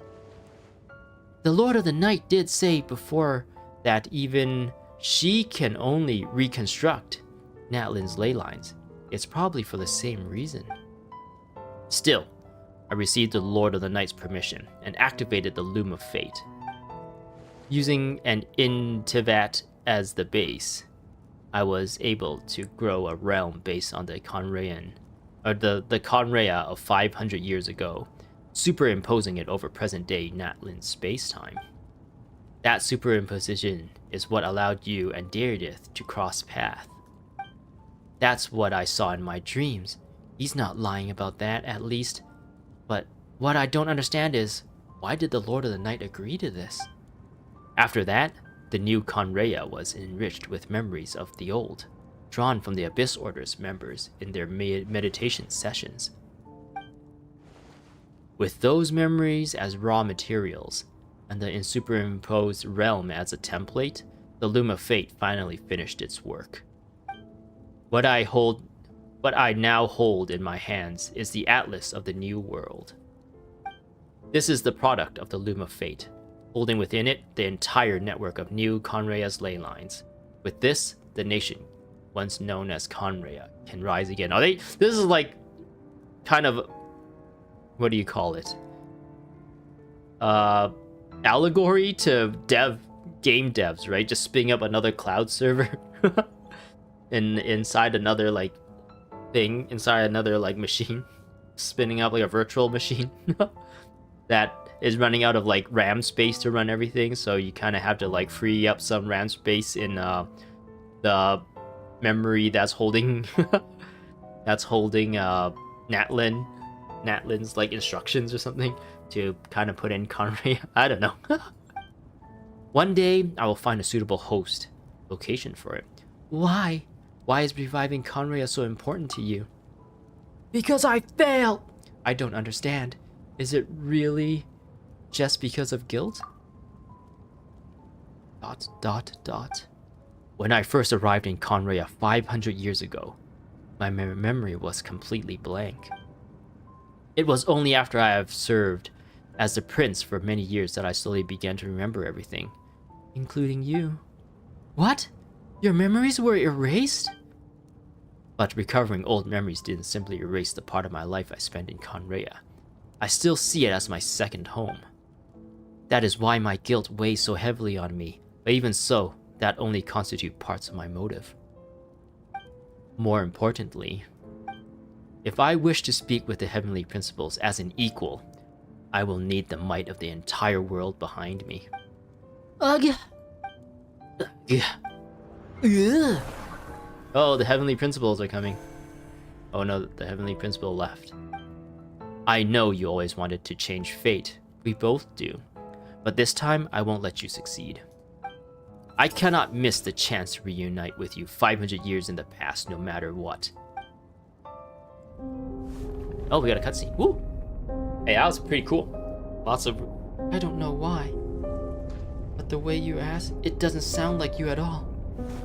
Aether, this whole thing? Your plan? What does it have to do with us? Not having voice acting in this animation is a little bit tragic. All along, it's only ever been about us. We are the main characters of this. Goodbye, Lumine. We will begin. He used Lumine, not yet. The Traveler, not whatever you named your Traveler. Oh my god, it's beautiful.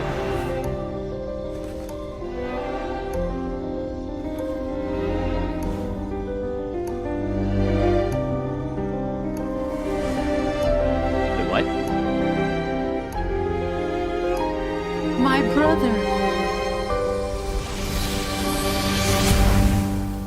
We have desynced. Interesting. I wonder how it would have played out if we chose to give the key to Beardith. Would it kind of like just go about in a different way and come to the same conclusion? Or would it be like the dinosaur Hero thing? is back! Everyone's been waiting for you! Where it makes you choose the right decision. Interesting, okay. The Abyss Order made a full retreat before our forces even arrived on the scene.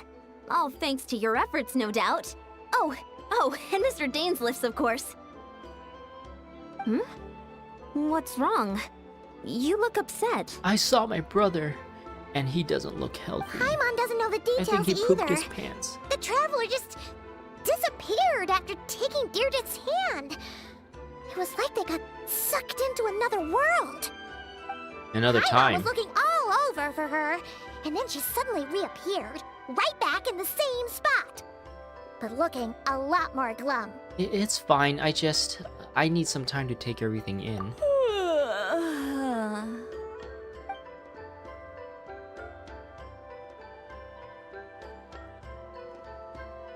I think I got the gist of what happened. Something to do with your brother? I spoke with the Lord of the Night in a dream just now, and learned quite a lot. So Silaldi knows what's going on. Huh? You met your brother? Yes, in another time. I did, we had a long talk. And you didn't think to tell Paimon right away? Well, never mind. Paimon can see that you're pretty down right now. But let's go over everything later, alright? Okay, Paimon. What your brother accomplished? It all but defies comprehension. I was stunned when I heard about it too. But what surprised me the most was that the Lord of the Night actually chose to allow it. The Lord of the Night doesn't seem like a very competent person. Yeah, sure, you do your thing. Oh, we need to fight the Heavenly Principle. Sure, yeah, whatever, just leave me alone. Oh, we're stuck here, and we don't know how to escape. Well, I can't do anything because I'm weak. Oh, okay, Malika just punched a hole in the dimensions for you to leave. Whatever. Whatever. Oh, the hole will fix itself. I'm not going to do anything about it. The Lord of the Night has a lot of just like... the Lord of the Night seems like a yes man. It's just like, yeah, just do whatever. As long as it doesn't like bother me. That caught me off guard too. I would never have expected that. The Lord of the Night did try to explain it to me, but... in a word, it's complicated. Oh. During the war with the Abyss, Malika had an argument with the captain.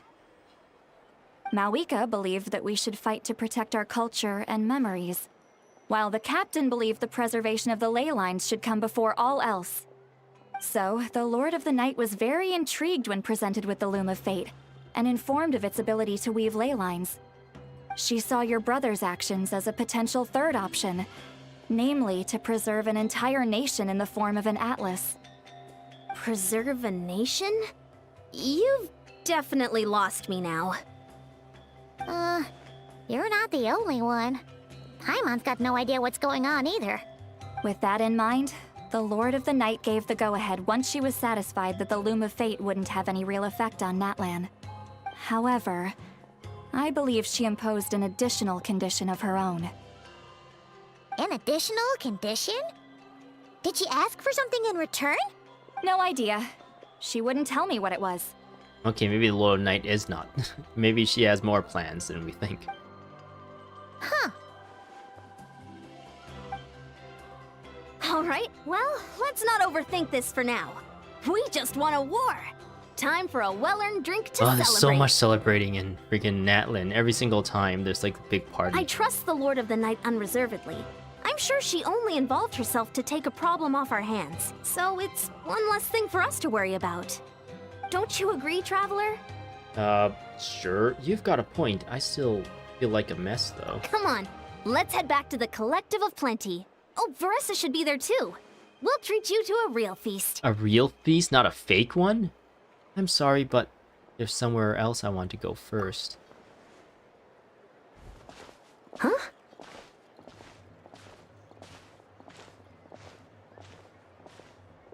Eon-san, leave her be. This might be hard to understand for an extrovert like you, but some people need alone time to recharge every once in a while. Traveler? Yes, Paimon? Oh, space and time without you. Return to the cave you were previously in. So we're gonna go see if we can visit, what's her name? Daedra, but we didn't give her the key this time.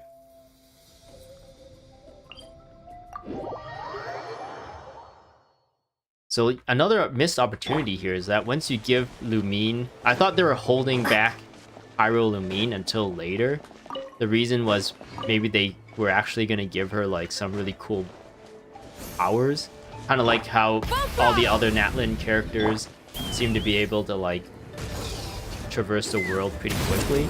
I thought they were gonna straight up do that for Lumine to give her a way to traverse this place more.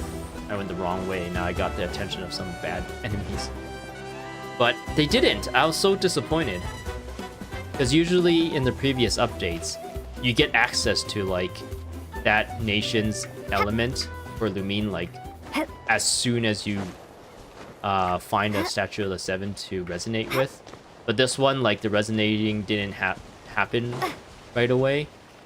And it was like not working. And it turns out you also need like an ancient name for it to work here. And I thought they were really building up to something cool, but I don't know. Pyro Lumine is probably in some ways even a bigger disappointment than Hydro Lumine. At least Hydro Lumine is able to like swim forever. And also do like dolphin, what's that? Where she like pops out of the water and comes back down. Just like all the other Fontaine characters. Ugh.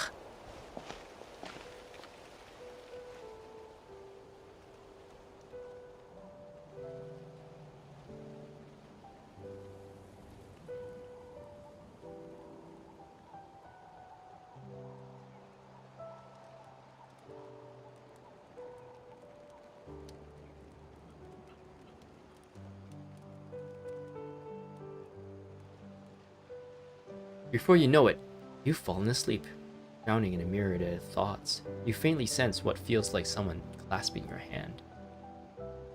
But this time, it sends you into a deep sleep, where sweet dreams await. Oh, we finished! A space and time for you. That's complete. We finished the entire story here. No, that was Deirdre's club. When she turned into a Billy Churl after the Cataclysm and the Heavenly Principles and being cursed by the gods or something. And she had the key. Interesting. Okay, maybe I can... Is there like a... Did this one? Dialogue. Yurdith Iansan. Sutura. I'm just looking at this right now. Cantalo? Oh yeah, it was way earlier. Here, I scroll to the bottom here. Oh. I didn't even realize that we got into like the third one. So yeah, meet up with Master of the Night Wind, wait for Dainsleif. Wait into the fall. Okay, yeah, we got into like the third part of this, like... and earlier, and I didn't even realize. So there's the thing. Transcript missing, eh? Interesting. Unknown. Hayden. So Hayden and Dainsleif have a conversation. Give the key to Deirdith, keep the key. If the choose... wait. If the player chooses to give the key to Deirdith, Deirdith nods. Cutscene. Traveler log. The instant you make your choice, time and space around Deirdith come to a standstill. Traveler's sibling, so that's what happened. Istaroth, the ruler of time, must have had a hand in this.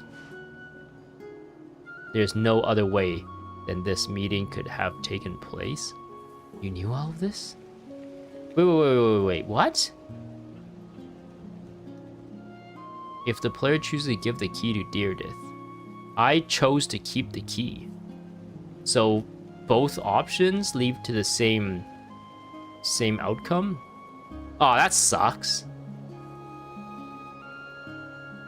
Unknown God's portal close. Cutscene. 1,000 emotional spells. Okay, yeah. And then yeah, our hero's back. That's the cutscene that we just saw the inside. What? Is this just not complete, maybe? Cutscene plays. Because I kept the key. And it led to this anyway. Travel log summary?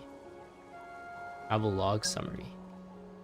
Yeah, it looks like, according to this wiki, which I don't know, I feel like it's not really that reliable sometimes when it comes to some of these more detailed aspects of the story. Like, it's pretty reliable when it comes to just, like, looking up surface level stuff, but when it comes to, like, more detailed stuff, this wiki is not that well maintained, I think. So, does this really mean that doesn't matter what you choose, the same thing happens?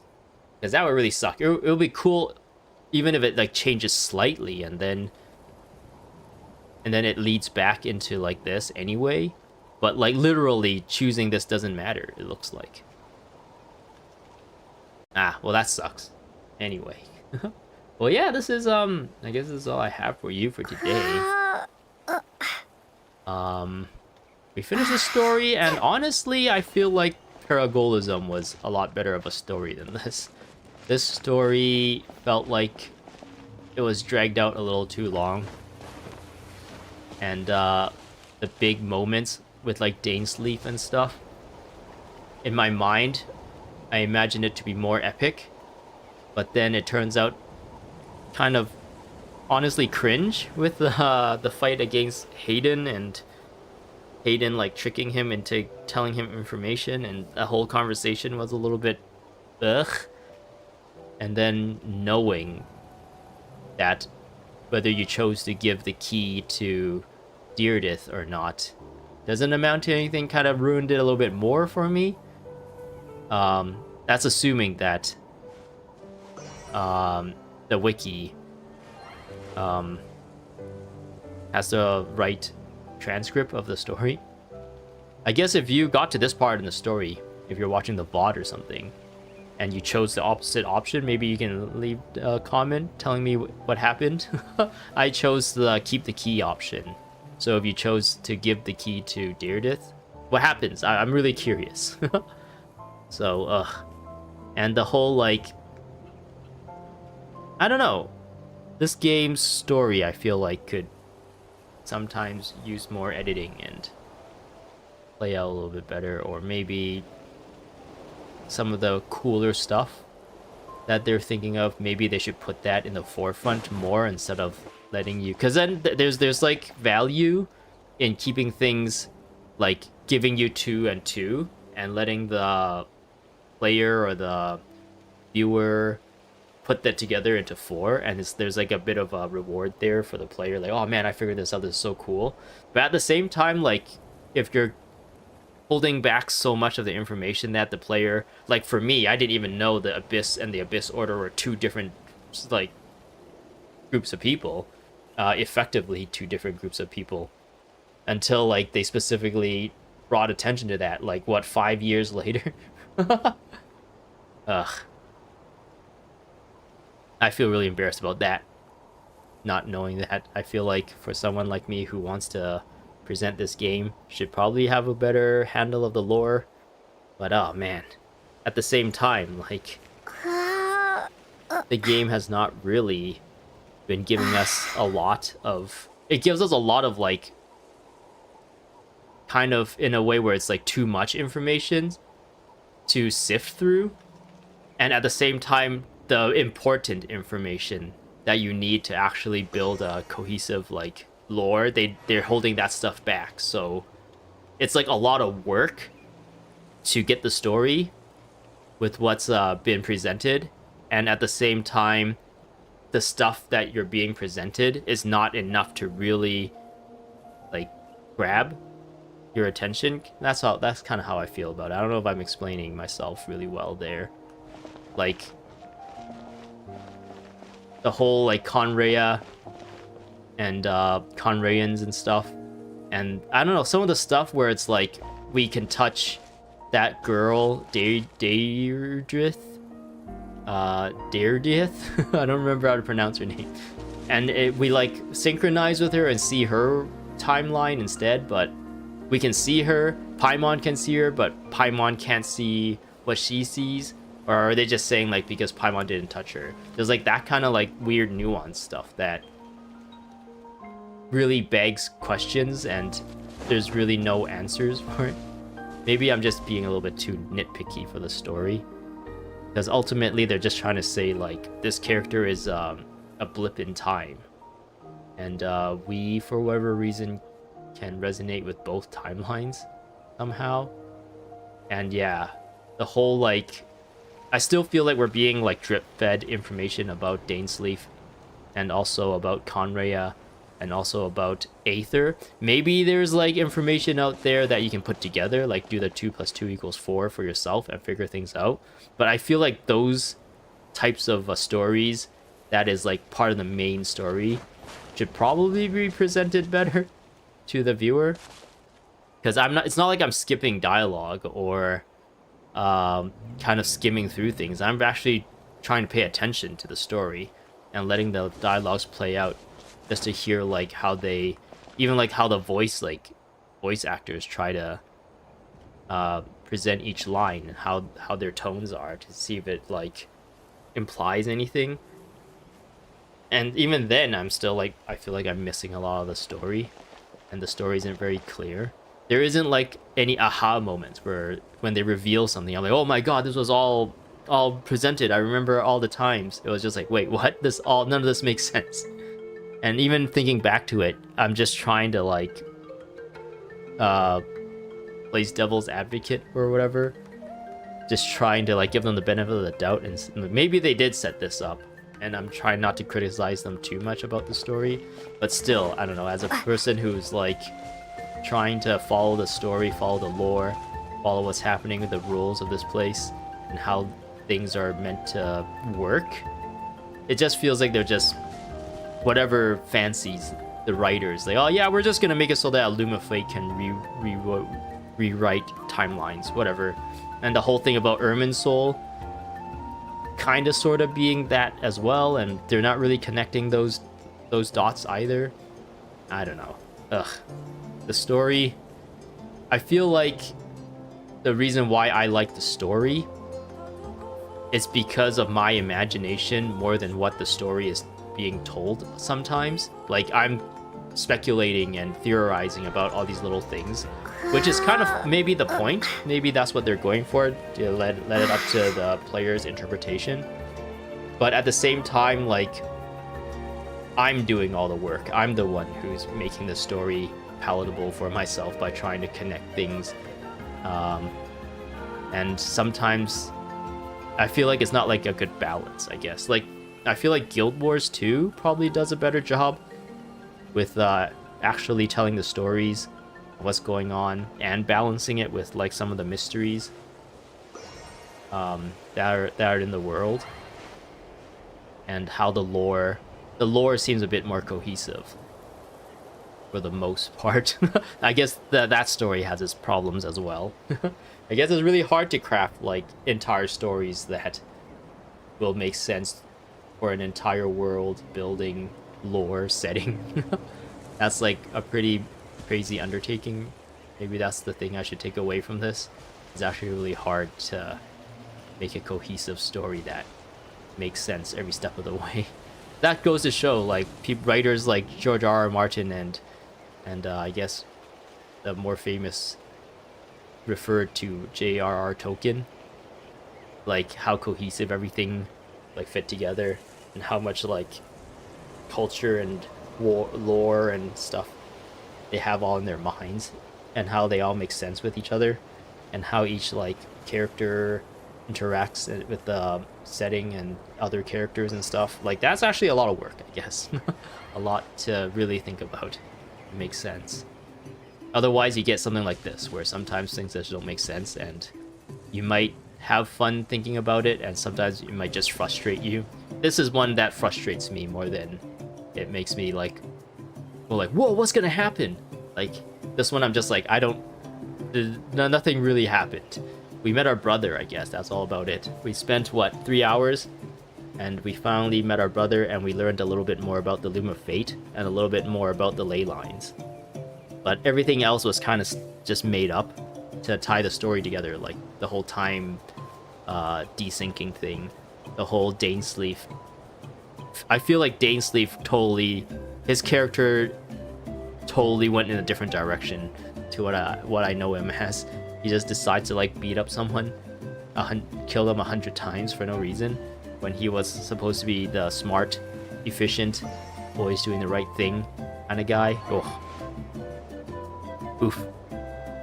Anyway, I guess I rambled enough about the story. I think at this point, the story is, I would say, I'm still interested in seeing how this leads to Snezhnaya, because this is 5.7. So, yeah, the story right now is still kind of like on the edge of me wanting to just give it up because it's not making sense. And there's other more interesting games out there that I can kind of sink my brain into and really live in and get immersed in their world instead. But there's still hope in me that maybe things will be put together in a really cool way in setup for, or maybe even just for the Snezhnaya update. And we're really close to the Snezhnaya update. This is 5.7. Every single version before went up to like a 0.8, and then the 0.8 is usually like a cool summer vacation kind of thing with Klee, except the summer vacation thing also involves a bunch of other characters that dives deeper into their story and stuff, and it was like all the summer vacation stuff with the Hexen Circle, with Klee, with like random islands that we visit for funsies, has been really, really cool. And the way they flesh out the characters that they highlight for those stories has been really cool. Like, we learned more about Mona and her past, we learned more about Xinyan and her passion for music, and we learned more about the delusions in that Amy, what's her name? Fischl? I don't know why I remember her as Amy more than Fischl, even though they use her name as Fischl more. But yeah, we learned more about her and why she's so delusional. And she just has like a really strong imagination and wants the world to be a certain way and has a large desire for that. And yeah, I always thought those were really cool. So hopefully when 5.8 comes around, and when hopefully it's another like cool summer thing, they usually introduce like more outfits and stuff too. So yeah, lots to look forward to, I guess. Even though the story has been kind of falling for me. Oh man, in the previous one they also introduced what's his name, Grandmaster Varka as well, slightly. We got a little bit of a cameo, so I wonder where that's going to lead to. So there's a lot of plot threads, there's a lot of stuff that are still interesting to me to continue looking at the story, but I think at this point I'll just have to wait and see. Okay, I'm gonna go now. This has been a good stream for me.